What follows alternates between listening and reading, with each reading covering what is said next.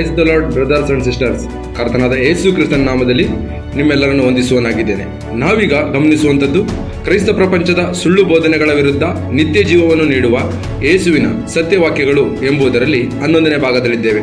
ಕಳೆದ 10ನೇ ಭಾಗದಲ್ಲಿ ನಾವು ಗಮನಿಸಿ ತಿಳಿದುಕೊಂಡಂಥದ್ದು ರಹಸ್ಯ ಬರೋಣ ಎಂಬುವಂಥ ಬೋಧನೆಯು ಒಂದು ಸುಳ್ಳಾದ ಬೋಧನೆ, ಅದು ಕ್ರಿಸ್ತ ವಿರೋಧಿಯಾಗಿರುವಂಥ ಪೋಪ್ನಿಂದಲೇ ಬಂದಿರುವಂಥದ್ದು ಎಂಬುದಾಗಿ ಗಮನಿಸಿದೆವು. ಮತ್ತು ಕರ್ತನಾದ ಯೇಸು ಕ್ರಿಸ್ತನು ಎರಡನೇದಾಗಿ ಬರುವಾಗ ಬಹಿರಂಗವಾಗಿ ಬರುತ್ತಾರೆಯೇ ಹೊರತು ರಹಸ್ಯವಾಗಿ ಬರುವುದಿಲ್ಲ ಎಂಬುದಾಗಿ ಹಲವಾರು ವಾಕ್ಯಗಳನ್ನು ಗಮನಿಸಿ ತಿಳಿದುಕೊಂಡೆವು. ಈ ಭಾಗದಲ್ಲಿ ನಾವು ಗಮನಿಸಿ ತಿಳಿದುಕೊಳ್ಳಲಿಕ್ಕಿರುವಂಥದ್ದು ದಾನಿಯೇಲನ ಗ್ರಂಥದಲ್ಲಿ ಬರೆಯಲ್ಪಟ್ಟಿರುವಂತಹ 70 ವಾರಗಳು ಇನ್ನೂ ನೆರವೇರಲಿಲ್ಲವೇ ಅಥವಾ ನೆರವೇರಿ ಮುಗಿದಿದೆಯೇ ಎಂಬುದಾಗಿ ಗಮನಿಸಿ ತಿಳಿದುಕೊಳ್ಳೋಣ. ಯಾಕಂದರೆ ಇಂದಿನ ದಿನಗಳಲ್ಲಿ ಅನೇಕ ಉಪದೇಶಕರು ಹೇಳುವುದೇನೆಂದರೆ ದಾನಿಯೇಲನ ಗ್ರಂಥದಲ್ಲಿ ಬರೆಯಲ್ಪಟ್ಟಿರುವಂತಹ ಆ 70 ವಾರಗಳಲ್ಲಿ 69 ವಾರಗಳು ನೆರವೇರಿದೆ ಮತ್ತು ಇನ್ನೊಂದು ವಾರ ಅಂದರೆ 7 ವರ್ಷಗಳು ಬಾಕಿ ಉಳಿದಿವೆ. ಅದನ್ನು ಯೇಸು ಕ್ರಿಸ್ತರು ರಹಸ್ಯವಾಗಿ ಬಂದು ಹೋದ ನಂತರ ಕ್ರಿಸ್ತ ವಿರೋಧಿಯು ಬಂದು ಆ 7 ವಾರಗಳನ್ನು ನೆರವೇರಿಸುತ್ತಾನೆ.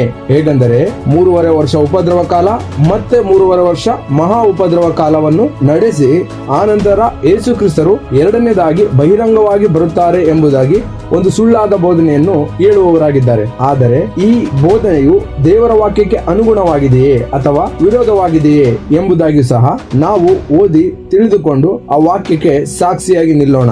ಆಮೇಲೆ ಸರಿ, ಈಗ ದಾನಿಯೇಲನ ಗ್ರಂಥ 9ನೇ ಅಧ್ಯಾಯ ವಚನ 24. ಅಧರ್ಮವನ್ನು ಕೊನೆಗಾಣಿಸುವುದು, ಪಾಪಗಳನ್ನು ತೀರಿಸುವುದು, ಅಪರಾಧವನ್ನು ನಿವಾರಿಸುವುದು, ಸನಾತನ ಧರ್ಮವನ್ನು ಸ್ಥಾಪಿಸುವುದು, ಕನಸನ್ನು ಪ್ರವಾದಿಯ ನುಡಿಯನ್ನು ಮುದ್ರೆ ಹಾಕಿ ಯಥಾರ್ಥ ಮಾಡುವುದು, ಅತಿ ಪರಿಶುದ್ಧವಾದುದನ್ನು ಅಭಿಷೇಕಿಸುವುದು, ಇವೆಲ್ಲ ನೆರವೇರುವುದಕ್ಕೆ ಮೊದಲು ನಿನ್ನ ಜನಕ್ಕೂ ನಿನ್ನ ಪರಿಶುದ್ಧ ಪುರಕ್ಕೂ 70 ವಾರಗಳು ಕಳೆಯಬೇಕು ಎಂದು ನಿಷ್ಕರ್ಷೆಯಾಗಿದೆ. ಆಮೆನ್. ಈ ವಾಕ್ಯವನ್ನು ನಾವು ಸ್ಪಷ್ಟವಾಗಿ ಧ್ಯಾನಿಸುವುದಾದರೆ 6 ಕಾರ್ಯಗಳು ನೆರವೇರಬೇಕಾಗಿದೆ. ಅಷ್ಟು ಮಾತ್ರವಲ್ಲ, 70 ವಾರಗಳು ಕಳೆಯಬೇಕಾಗಿದೆ ಮತ್ತು ಇದನ್ನು ಕೊಡಲ್ಪಟ್ಟಿರುವಂತದ್ದು ತನ್ನ ಸ್ವಂತ ಜನರಿಗೆ ಅಂದ್ರೆ ಇಸ್ರಾಯೇಲ್ ಜನರಿಗೆ ಎಂಬುದಾಗಿ ಬರೆಯಲ್ಪಟ್ಟಿದೆ. ಅದನ್ನು ಒಂದೊಂದಾಗಿ ಗಮನಿಸಿ ತಿಳಿದುಕೊಳ್ಳೋಣ. ಇದರಲ್ಲಿ ಮೊದಲನೇದಾಗಿ ನಾವು ಗಮನಿಸುವಂತದ್ದು ನಿನ್ನ ಜನಕ್ಕೂ ನಿನ್ನ ಪರಿಶುದ್ಧ ಪುರಕ್ಕೂ ಎಂಬುದಾಗಿ ಬರೆಯಲ್ಪಟ್ಟಿದೆ. ಅಂದರೆ ದಾನಿಯೇಲನಿಗೆ ಗಬ್ರಿಯೇಲ್ ದೂತನು ಪ್ರವಾದನೆಯನ್ನು ಹೇಳಬೇಕಾದ್ರೆ ಶಾರೀರಿಕವಾಗಿದ್ದಂತ ಇಸ್ರಾಯೇಲ್ ಜನರನ್ನು ಸೂಚಿಸಿ ನಿನ್ನ ಜನಕ್ಕೂ ನಿನ್ನ ಪರಿಶುದ್ಧ ಪುರಕ್ಕೂ ಎಂಬುದಾಗಿ ಕೊಡಲ್ಪಟ್ಟಿದೆ ಎಂಬುದನ್ನು ಸ್ಪಷ್ಟವಾಗಿ ತಿಳಿದಿರಬೇಕು. ಅಂದರೆ ಇದನ್ನು ಯೆರೂಸಲೇಮ್ ಜನರಿಗೆ ಕೊಡಲ್ಪಟ್ಟಿರುವಂತಹ ಪ್ರವಾದನೆಯ ವಾಕ್ಯ ಎಂಬುದನ್ನು ತಿಳಿದಿರಬೇಕು. ಎರಡನೇದಾಗಿ 70 ವಾರಗಳು ಕಳೆಯಬೇಕು ಎಂಬುದಾಗಿ ಸಹ ಬರೆಯಲ್ಪಟ್ಟಿದೆ. ಈ 70 ವಾರಗಳು ಅಂದರೆ ಏನು? ಈ 70 ವಾರಕ್ಕೆ ಪ್ರಾರಂಭದ ದಿನ ಯಾವುದು, ಅಂತ್ಯದ ದಿನ ಯಾವುದು, ಈ 70 ವಾರಗಳಲ್ಲಿ ಏನೇನೆಲ್ಲ ನಡೆಯಬೇಕು ಎಂಬುದಾಗಿ ಒಂದೊಂದಾಗಿ ವಾಕ್ಯಗಳನ್ನು ಗಮನಿಸೋಣ. ಅದರಲ್ಲಿ ಮುಖ್ಯವಾದದ್ದು 70 ವಾರಗಳು ಅಂದರೆ 490 ವರ್ಷಗಳನ್ನು ಸೂಚಿಸುತ್ತವೆ ನನ್ನ ಸಹೋದರ ಸಹೋದರಿಯರೇ. ಹೇಗೆಂದರೆ ಪ್ರವಾದನೆಯ ದಿನವು ದೇವರ ಎಣಿಕೆಯಲ್ಲಿ ಒಂದು ದಿನವನ್ನು ಒಂದು ವರ್ಷದಂತೆ ಎಣಿಸಿದ್ದಾರೆ. ಅದಕ್ಕಾಗಿ ವಾಕ್ಯವನ್ನು ಗಮನಿಸೋಣ. ಅರಣ್ಯಕಾಂಡ 14ನೇ ಅಧ್ಯಾಯ 34ನೇ ವಚನ.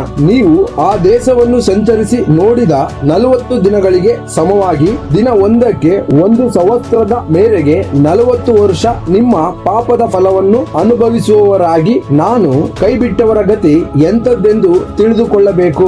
ಆಮೆನ್. ಪ್ರೀತಿಯ ಸಹೋದರ ಸಹೋದರಿಯರೇ, ಈ ವಾಕ್ಯದಲ್ಲಿ ನಾವು ಗಮನಿಸುವಂತದ್ದು ದಿನ ಒಂದಕ್ಕೆ 1 ಸಂವತ್ಸರದ ಮೇರೆಗೆ ಎಂಬುದಾಗಿ ಬರೆಯಲ್ಪಟ್ಟಿದೆ. ಅಂದರೆ ಒಂದು ದಿನವನ್ನು 1 ವರ್ಷದಂತೆ ಲೆಕ್ಕ ಹಾಕಿದ್ದಾರೆ ಪ್ರವಾದನೆ ದಿನವನ್ನು ಎಂಬುದಾಗಿ ಸ್ಪಷ್ಟವಾಗಿ ತಿಳಿದಿರಬೇಕು. ಎಜೆಕೇಲನ ಗ್ರಂಥ 4ನೇ ಅಧ್ಯಾಯ 6ನೇ ವಚನವನ್ನು ನೀವು ಗಮನಿಸೋದಾದ್ರೆ ವರ್ಷ ಒಂದಕ್ಕೆ 1 ದಿನದ ಮೇರೆಗೆ ಎಂಬುದಾಗಿ ಬರೆಯಲ್ಪಟ್ಟಿದೆ. ಅಂದರೆ ಪ್ರವಾದನೆ ದಿನವು ಒಂದು ದಿನಕ್ಕೆ 1 ವರ್ಷದ ಹಾಗೆ ಎಣಿಸಿದ್ದಾರೆ ಎಂಬುದಾಗಿ ಸ್ಪಷ್ಟವಾಗಿ ತಿಳಿದಿರಬೇಕು. ಹಾಗಾದರೆ 70 ವಾರಗಳು ಎಷ್ಟು ವರ್ಷವನ್ನು ಸೂಚಿಸುತ್ತದೆ ಎಂಬುದಾಗಿ ಲೆಕ್ಕ ಹಾಕೋಣ. ಒಂದು ವಾರಕ್ಕೆ 7 ದಿನಗಳು. ಹಾಗಾದರೆ 70 ವಾರಕ್ಕೆ 70 × 7 490 ದಿನಗಳು. ಅಂದರೆ 490 ಪ್ರವಾದನೆ ದಿನಗಳು. ಹಾಗಾದರೆ ದೇವರ ಎಣಿಕೆಯಲ್ಲಿ ಇದು 490 ವರ್ಷಗಳನ್ನು ಸೂಚಿಸುತ್ತದೆ ನನ್ನ ಸಹೋದರ ಸಹೋದರಿಯರೇ. ಸರಿ, ಈ 490 ವರ್ಷ ಇಸ್ರಾಯೇಲ್ ಜನರಿಗೆ ಕೊಡಲ್ಪಟ್ಟಿದ್ದಂತದ್ದು. ಅಂದರೆ ಅವರು ದೇವರ ಕಡೆಗೆ ತಿರುಗಿಕೊಳ್ಳುವುದಕ್ಕೆ ಆ 490 ವರ್ಷಗಳನ್ನು ಕೊಡಲ್ಪಟ್ಟಿತ್ತು ಎಂಬುದಾಗಿ ಸ್ಪಷ್ಟವಾಗಿ ತಿಳಿದಿರಬೇಕು. ಇದಕ್ಕೆ ಪ್ರಾರಂಭದ ಸಮಯ ಯಾವುದು ಎಂಬುದಾಗಿ ಕೇಳೋದಾದ್ರೆ 457ರಲ್ಲಿ ಅಂದರೆ ಕ್ರಿಸ್ತ ಪೂರ್ವ 457ನೇ ನಾವು ಪ್ರಾರಂಭದ ಸಮಯ ಎಂಬುದಾಗಿ ತಿಳಿದಿರಬೇಕು. ಅದಕ್ಕೆ ವಾಕ್ಯ ಆಧಾರವನ್ನು ಗಮನಿಸೋಣ. ಎಜ್ರ 7ನೇ ಅಧ್ಯಾಯ ವಚನ 11ರಿಂದ 12. ಯಾಜಕನು ಶಾಸ್ತ್ರಿಯು ಇಸ್ರಾಯೇಲರಿಗೆ ಕೊಡಲ್ಪಟ್ಟ ಯೆಹೋವನ ಆಜ್ಞಾ ವಿಧಿ ಸೂತ್ರಗಳಲ್ಲಿ ವಿದ್ವಾಂಸನೂ ಆದ ಎಜ್ರನಿಗೆ ಅರಸನಾದ ಅರ್ತಷಸ್ತನು ಕೊಟ್ಟ ಪತ್ರದ ನಕಲು. ರಾಜಾದಿರಾಜನಾದ ಅರ್ತಷಸ್ತನು ಯಾಜಕನು, ಪರಲೋಕ ದೇವರ ಧರ್ಮಶಾಸ್ತ್ರದಲ್ಲಿ ಪ್ರವೀಣನೂ ಆದ ಎಜ್ರನಿಗೆ ಇತ್ಯಾದಿ. ಆಮೇನ್. ಪ್ರೀತಿಯ ಸಹೋದರ ಸಹೋದರರೇ, ಈ ವಾಕ್ಯದಲ್ಲಿ ನಾವು ಗಮನಿಸಬೇಕಾಗಿರುವಂತದ್ದು ಅರ್ತಷಸ್ತನು ಕೊಟ್ಟ ಪತ್ರದ ನಕಲು. ಇದು ಯಾರಿಗೆ ಕೊಡುವಂತದ್ದು ಅಂದ್ರೆ ಎಜ್ರನಿಗೆ ಕೊಡುವಂತ ಪತ್ರ. ಅಂದರೆ ನೀವು ಹೋಗಿ ಬಿದ್ದು ಹೋಗಿರುವಂತ ಯೆರೂಸಲೇಮ್ ದೇವಾಲಯವನ್ನು ಕಟ್ಟಿರಿ ಎಂಬುದಕ್ಕೋಸ್ಕರ ಆ ರಾಜನ ಮುಖಾಂತರ ಎಜ್ರನಿಗೆ ಒಂದು ರಾಜಾಜ್ಞೆಯು ಹೊರಡುವಂತದ್ದಾಗಿದೆ. ಇಲ್ಲಿ ಇದನ್ನು ಕೊಟ್ಟಿರುವಂತಹ ಸಮಯ ಯಾವಾಗ ಎಂಬುದಾಗಿ ನೋಡುವುದಾದ್ರೆ ಕ್ರಿಸ್ತ ಪೂರ್ವ 457ರಲ್ಲಿ ಎಂಬುದಾಗಿ ಇತಿಹಾಸದಲ್ಲೂ ಸಹ ನಾವು ಗಮನಿಸಿ ತಿಳಿದುಕೊಳ್ಳಬಹುದು. ಸರಿ, ಪ್ರಾರಂಭದ ಸಮಯವೇನೋ ತಿಳಿದುಕೊಂಡು, ಆದರೆ ಇದು ಮುಗಿಯುವಂತದ್ದು 70ನೇ ವಾರ ಸಂಪೂರ್ಣವಾಗಿ ಮುಗಿಯುವಂತದ್ದು ಯಾವಾಗ ಎಂಬುದಾಗಿ ನೀವು ಕೇಳೋದಾದ್ರೆ ಕ್ರಿಸ್ತ ಶಕ 34ರಲ್ಲಿ ಎಂಬುದಾಗಿ ಸ್ಪಷ್ಟವಾಗಿ ತಿಳಿದುಕೊಳ್ಳಬಹುದು. ಇದು ಹೇಗೆ ಎಂಬುದಾಗಿ ಒಂದೊಂದು ವಾಕ್ಯ ಆಧಾರಗಳನ್ನಿಟ್ಟು ಈಗ ಗಮನಿಸಿ ತಿಳಿದುಕೊಳ್ಳೋಣ. ಮೊದಲನೇದಾಗಿ ದಾನಿಯೇಲನ ಗ್ರಂಥದಲ್ಲಿ 9ನೇ ಅಧ್ಯಾಯ 24ನೇ ವಚನದಲ್ಲಿ ಬರೆಯಲ್ಪಟ್ಟಿರುವಂತಹ ಆ 6 ಕಾರ್ಯಗಳು ಯಾವುವು ಮತ್ತು ಆ 6 ಕಾರ್ಯಗಳನ್ನು ಯಾರು ನೆರವೇರಿಸಿದರು ಎಂಬುದಾಗಿ ಗಮನಿಸಿ ತಿಳಿದುಕೊಂಡು ಮತ್ತೆ ಮಿಕ್ಕಿರುವಂತಹ 3 ವಾಕ್ಯಗಳನ್ನು ಗಮನಿಸಿ ತಿಳಿದುಕೊಳ್ಳೋಣ. ಮೊದಲನೇದಾಗಿ ನಾವು ಇಲ್ಲಿ ಗಮನಿಸುವಂತದ್ದು ಅಧರ್ಮವನ್ನು ಕೊನೆಗಾಣಿಸುವುದು ಎಂಬುದಾಗಿ ಬರೆಯಲ್ಪಟ್ಟಿದೆ. ಈ ಅಧರ್ಮವನ್ನು ಕೊನೆಗಾಣಿಸುವಂತದ್ದು ಯಾರು? ಸುಳ್ಳು ಬೋಧಕರು ಹೇಳುವ ರೀತಿಯಲ್ಲಿ ಕ್ರಿಸ್ತ ವಿರೋಧಿನ ಅಥವಾ ಸತ್ಯವೇದವು ಹೇಳುವ ಪ್ರಕಾರ ಯೇಸು ಕ್ರಿಸ್ತನ ಎಂಬುದಾಗಿ ವಾಕ್ಯವನ್ನು ಗಮನಿಸೋಣ. ಈತ 2ನೇ ಅಧ್ಯಾಯ 14ನೇ ವಚನ, ಆತನು ನಮ್ಮನ್ನು ಸಕಲ ಅಧರ್ಮದಿಂದ ವಿಮೋಚಿಸುವುದಕ್ಕೂ ಸತ್ಕ್ರಿಯೆಗಳಲ್ಲಿ ಆಸಕ್ತರಾದ ಸ್ವಕೀಯ ಜನರನ್ನು ತನಗಾಗಿ ಪರಿಶುದ್ಧ ಮಾಡುವುದಕ್ಕೂ ನಮಗೋಸ್ಕರ ತನ್ನನ್ನು ಒಪ್ಪಿಸಿಕೊಟ್ಟನು. ಆಮೇನ್. ಈ ವಾಕ್ಯವು ನಮಗೆ ತಿಳಿಸುವಂತದ್ದು ಯೇಸು ಕ್ರಿಸ್ತರು ತನ್ನ ಮರಣದ ಮುಖಾಂತರವಾಗಿ ಸಕಲ ಅಧರ್ಮವನ್ನು ವಿಮೋಚಿಸುವುದಕ್ಕೂ ಎಂಬುದಾಗಿ ಬರೆಯಲ್ಪಟ್ಟಿದೆ. ಅಂದರೆ ಅಧರ್ಮವನ್ನು ಕೊನೆಗಾಣಿಸಿರುವಂತದ್ದು, ಅಧರ್ಮದಿಂದ ನಮಗೆ ವಿಮೋಚನೆ ಕೊಟ್ಟಂತದ್ದು ಕರ್ತನಾದ ಯೇಸು ಕ್ರಿಸ್ತನು ಎಂಬುದಾಗಿ ಈ ವಾಕ್ಯ ನಮಗೆ ತಿಳಿಸುವಂತದ್ದಾಗಿದೆ. ಯೆಶಾಯನ ಗ್ರಂಥ 53ನೇ ಅಧ್ಯಾಯ 5ನೇ ವಚನವನ್ನು ಗಮನಿಸೋದಾದ್ರೆ ನಮ್ಮ ದ್ರೋಹಗಳ ನಿಮಿತ್ತ ಆತನಿಗೆ ಗಾಯವಾಯಿತು ಎಂಬುದಾಗಿ ಬರೆಯಲ್ಪಟ್ಟಿದೆ. ದ್ರೋಹ ಎಂಬುದಾಗಿ ನೋಡುವುದಾದ್ರೆ ಅಥವಾ ಅಧರ್ಮ ಎಂಬುದಾಗಿ ನೋಡುವುದಾದ್ರೆ ಎರಡು ಒಂದನ್ನೇ ಸೂಚಿಸುತ್ತದೆ. ಈ ವಾಕ್ಯಗಳ ಪ್ರಕಾರ ನಮ್ಮ ಅಧರ್ಮಗಳಿಗಾಗಿ, ನಮ್ಮ ದ್ರೋಹಗಳಿಗಾಗಿ ಆತನು ಕಲ್ವಾರಿ ಶಿಲುಬೆಯಲ್ಲಿ ಮರಣವನ್ನು ಅನುಭವಿಸಿದ್ದಾನೆ. ಅಂದರೆ ಅಧರ್ಮವನ್ನು ಕೊನೆಗಾಣಿಸಿರುವಂತದ್ದು ಯೇಸು ಕ್ರಿಸ್ತನೇ ಎಂಬುದಾಗಿ ಈ ವಾಕ್ಯ ನಮಗೆ ತಿಳಿಸುವಂತದ್ದಾಗಿದೆ. ಎರಡನೇದಾಗಿ ಪಾಪಗಳನ್ನು ತೀರಿಸುವುದು ಎಂಬುದಾಗಿ ಬರೆಯಲ್ಪಟ್ಟಿದೆ. ಪಾಪಗಳನ್ನು ತೀರಿಸಿದವರು ಯಾರು ಎಂಬುದಾಗಿ ವಾಕ್ಯವನ್ನು ಗಮನಿಸೋಣ. ಮತ್ತಾಯನು ಬರೆದ ಸುವಾರ್ತೆ 1ನೇ ಅಧ್ಯಾಯ 21ನೇ ವಚನ, ಆಕೆಯು ಒಬ್ಬ ಮಗನನ್ನು ಅಡೆಯುವಳು, ನೀನು ಆತನಿಗೆ ಯೇಸು ಎಂದು ಹೆಸರಿಡಬೇಕು, ಯಾಕಂದರೆ ಆತನೇ ತನ್ನ ಜನರನ್ನು ಅವರ ಪಾಪಗಳಿಂದ ಬಿಡಿಸಿ ಕಾಯುವನು ಅಂದನು. ಆಮೇನ್. ಸ್ಪಷ್ಟವಾಗಿ ಗಮನಿಸಿ ನನ್ನ ಸಹೋದರ ಸಹೋದರರೇ, ಪಾಪಗಳಿಂದ ಬಿಡಿಸುವನು ಅಥವಾ ಪಾಪವನ್ನು ತೀರಿಸುವುದು ಯೇಸು ಕ್ರಿಸ್ತನೇ ಎಂಬುದಾಗಿ ಈ ವಾಕ್ಯ ಸ್ಪಷ್ಟವಾಗಿ ನಮಗೆ ತಿಳಿಸುವಂತದ್ದಾಗಿದೆ. ಇಬ್ರಿಯ ಬರೆದ ಪತ್ರಿಕೆ 9ನೇ ಅಧ್ಯಾಯ 26ನೇ ವಚನವನ್ನು ನೀವು ಗಮನಿಸೋದಾದ್ರೆ, ಪಾಪ ನಿವಾರಣೆ ಮಾಡಬೇಕೆಂಬ ಉದ್ದೇಶದಿಂದ ತನ್ನನ್ನು ಯಜ್ಞ ಮಾಡಿಕೊಳ್ಳುವವನಾಗಿ ಪ್ರತ್ಯಕ್ಷನಾದನು ಎಂಬುದಾಗಿ ಬರೆಯಲ್ಪಟ್ಟಿದೆ. ಅಂದರೆ ಆತನ ಮರಣದ ಮುಖಾಂತರವಾಗಿ, ಯೇಸು ಕ್ರಿಸ್ತನ ಶಿಲುಬೆಯ ಮರಣ ಮುಖಾಂತರವಾಗಿ ನಮ್ಮ ಪಾಪಗಳನ್ನು ಆತನೇ ತನ್ನ ದೇಹದ ಮೇಲೆ ಹೊತ್ತುಕೊಂಡು ತೀರಿಸಿದ್ದಾನೆ ಎಂಬುದಾಗಿ ಈ ವಾಕ್ಯವು ನಮಗೆ ತಿಳಿಸುವಂತದ್ದಾಗಿದೆ. ಸರಿ, ಮೂರನೇದಾಗಿ ಅಪರಾಧವನ್ನು ನಿವಾರಿಸುವುದು ಯಾರು ಎಂಬುದಾಗಿ ಗಮನಿಸೋಣ. ಎಫೆಸ ಬರೆದ ಪತ್ರಿಕೆ 1ನೇ ಅಧ್ಯಾಯ ವಚನ 7, ಈತನು ನಮಗೋಸ್ಕರ ತನ್ನ ರಕ್ತವನ್ನು ಸುರಿಸಿದ್ದರಿಂದ ನಮ್ಮ ಅಪರಾಧಗಳು ಪರಿಹಾರವಾಗಿ ನಮಗೆ ಬಿಡುಗಡೆ ಆಯಿತು. ಇದು ದೇವರ ಕೃಪಾತಿಶಯವೇ. ಆಮೇನ್. ಸ್ಪಷ್ಟವಾಗಿ ಗಮನಿಸಿ ನನ್ನ ಸಹೋದರ ಸಹೋದರರೇ, ಈತನು ನಮಗೋಸ್ಕರ ತನ್ನ ರಕ್ತವನ್ನು ಸುರಿಸಿ, ಅಂದರೆ ಯೇಸು ಕ್ರಿಸ್ತನು ತನ್ನ ರಕ್ತವನ್ನು ಸುರಿಸುವುದರ ಮೂಲಕ ನಮ್ಮ ಅಪರಾಧಗಳನ್ನು ಪರಿಹರಿಸಿದ್ದಾನೆ, ನಿವಾರಿಸಿದ್ದಾನೆ ಎಂಬುದಾಗಿ ಈ ವಾಕ್ಯ ನಮಗೆ ತಿಳಿಸುವಂತದ್ದಾಗಿದೆ. ರೋಮಾಪುರದವರಿಗೆ ಬರೆದ ಪತ್ರಿಕೆ 8ನೇ ಅಧ್ಯಾಯ 1ನೇ ವಚನವನ್ನು ಗಮನಿಸುವುದಾದರೆ, ಆದುದರಿಂದ ಕ್ರಿಸ್ತ ಯೇಸುವಿನಲ್ಲಿ ಇರುವವರಿಗೆ ಅಪರಾಧ ನಿರ್ಣಯವು ಈಗ ಇಲ್ಲವೇ ಇಲ್ಲ ಎಂಬುದಾಗಿ ಗಮನಿಸ್ತೇವೆ. ಅಂದರೆ ಅಪರಾಧವನ್ನು ನಿವಾರಿಸುವಂತದ್ದು, ಅಪರಾಧವನ್ನು ತೀರಿಸಿರುವಂತದ್ದು ನಮ್ಮ ಕರ್ತನಾದ ಯೇಸು ಕ್ರಿಸ್ತನೇ ಎಂಬುದಾಗಿ ತಿಳಿದಿರಬೇಕು. ಸರಿ, ನಾಲ್ಕನೇದಾಗಿ ಸನಾತನ ಧರ್ಮವನ್ನು ಸ್ಥಾಪಿಸುವುದು ಎಂಬುದಾಗಿ ದಾನಿಯೇಲನ ಗ್ರಂಥ 9ನೇ ಅಧ್ಯಾಯ 24ನೇ ವಚನದಲ್ಲಿ ಬರೆಯಲ್ಪಟ್ಟಿದೆ. ಸನಾತನ ಧರ್ಮವನ್ನು ಸ್ಥಾಪಿಸಿದವರು ಯಾರು ಎಂಬುದಾಗಿ ನಾವು ವಾಕ್ಯವನ್ನು ಗಮನಿಸೋಣ. ಮತ್ತಾಯನು ಬರೆದ ಸುವಾರ್ತೆ 3ನೇ ಅಧ್ಯಾಯ 15ನೇ ವಚನ, ಆದರೆ ಯೇಸು ಅವನಿಗೆ, ಸದ್ಯಕ್ಕೆ ಒಪ್ಪಿಕೋ, ಹೀಗೆ ನಾವು ಎಲ್ಲಾ ಧರ್ಮವನ್ನು ನೆರವೇರಿಸತಕ್ಕದ್ದಾಗಿದೆ ಎಂದು ಹೇಳಿದಾಗ ಅವನು ಒಪ್ಪಿಕೊಂಡನು. ಆಮೇನ್. ಪ್ರೀತಿಯ ಸಹೋದರ ಸಹೋದರರೇ, ಇಲ್ಲಿ ನಾವು ಗಮನಿಸುವಂತದ್ದು,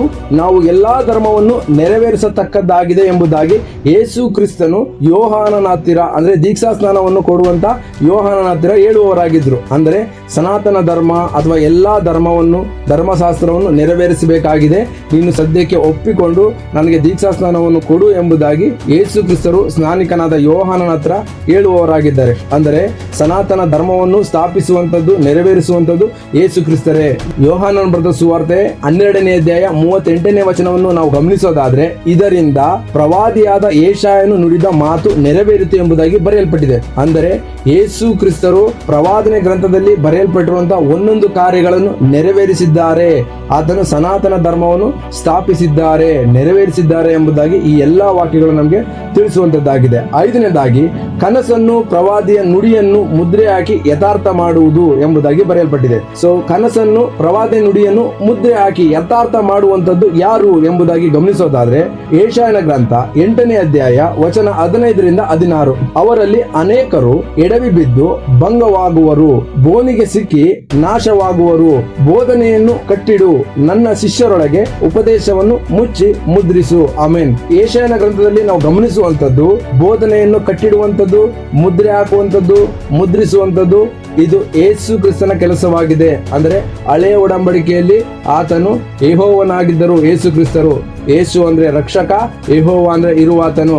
ಆತನು ಮಾಂಸ ರೂಪವಾಗಿ ಈ ಭೂಲೋಕಕ್ಕೆ ಬರುವುದಕ್ಕಿಂತ ಮುಂಚಿತವಾಗಿ ಆತನು ಇರುವಾತನಾಗಿದ್ದರು. ಆ ಸಮಯದಲ್ಲಿ ಅವರು ದೇವರ ವಾಕ್ಯವನ್ನು ಮುದ್ರೆ ಹಾಕುವವರಾಗಿದ್ದರು. ಆಮೆನ್. ದಾನಿಯೇಲನ ಗ್ರಂಥ 12ನೇ ಅಧ್ಯಾಯ 9ನೇ ವಚನವನ್ನು ಗಮನಿಸೋದಾದ್ರೆ, ಈ ಮಾತುಗಳು ಅಂತ್ಯದವರೆಗೆ ಮುಚ್ಚಲ್ಪಟ್ಟು ಮುದ್ರೆ ಹಾಕಿವೆ ಎಂಬುದಾಗಿ ಬರೆಯಲ್ಪಟ್ಟಿದೆ. ಅಂದರೆ ಮುಚ್ಚುವಂತದ್ದು, ಮುದ್ರೆ ಹಾಕುವಂತದ್ದು, ಯಥಾರ್ಥ ಮಾಡುವಂತದ್ದು ನಮ್ಮ ದೇವರ ಕೆಲಸವಾಗಿರುತ್ತದೆ ಎಂಬುದಾಗಿ ಸ್ಪಷ್ಟವಾಗಿ ತಿಳಿದಿರಬೇಕು ನನ್ನ ಸಹೋದರ ಸಹೋದರರೇ. ಸರಿ, ಈಗ 6ನೇದು ಅತಿ ಪರಿಶುದ್ಧವಾದದ್ದನ್ನು ಅಭಿಷೇಕಿಸುವುದು ಎಂಬುದಾಗಿ ಬರೆಯಲ್ಪಟ್ಟಿದೆ. ಅಭಿಷೇಕ ಮಾಡುವಂತದ್ದು ಯಾರ ಕೆಲಸ ಎಂಬುದಾಗಿ ಗಮನಿಸೋಣ. ಯೆಶಾಯನ ಗ್ರಂಥ 61ನೇ ಅಧ್ಯಾಯ ವಚನ 1, ಕರ್ತನಾದ ಯೆಹೋವನ ಆತ್ಮವು ನನ್ನ ಮೇಲೆ ಅದೆ, ಆತನು ನನ್ನನ್ನು ಬಡವರಿಗೆ ಶುಭ ವರ್ತಮಾನವನ್ನು ಸಾರುವುದಕ್ಕೆ ಅಭಿಷೇಕಿಸಿದನು, ಮನ ಮುರಿದವರನ್ನು ಕಟ್ಟಿ ವಾಸಿ ಮಾಡುವುದಕ್ಕೂ, ಸೆರೆಯವರಿಗೆ ಬಿಡುಗಡೆ ಆಗುವುದನ್ನು, ಬಂದಿಗಳಿಗೆ ಕದ ತೆರೆಯುವುದನ್ನು ಪ್ರಸಿದ್ಧಿಪಡಿಸುವುದಕ್ಕೂ. ಆಮೆನ್. ಇಲ್ಲಿ ಅಭಿಷೇಕಿಸಿದನು ಎಂಬುದಾಗಿ ಬರೆಯಲ್ಪಟ್ಟಿದೆ.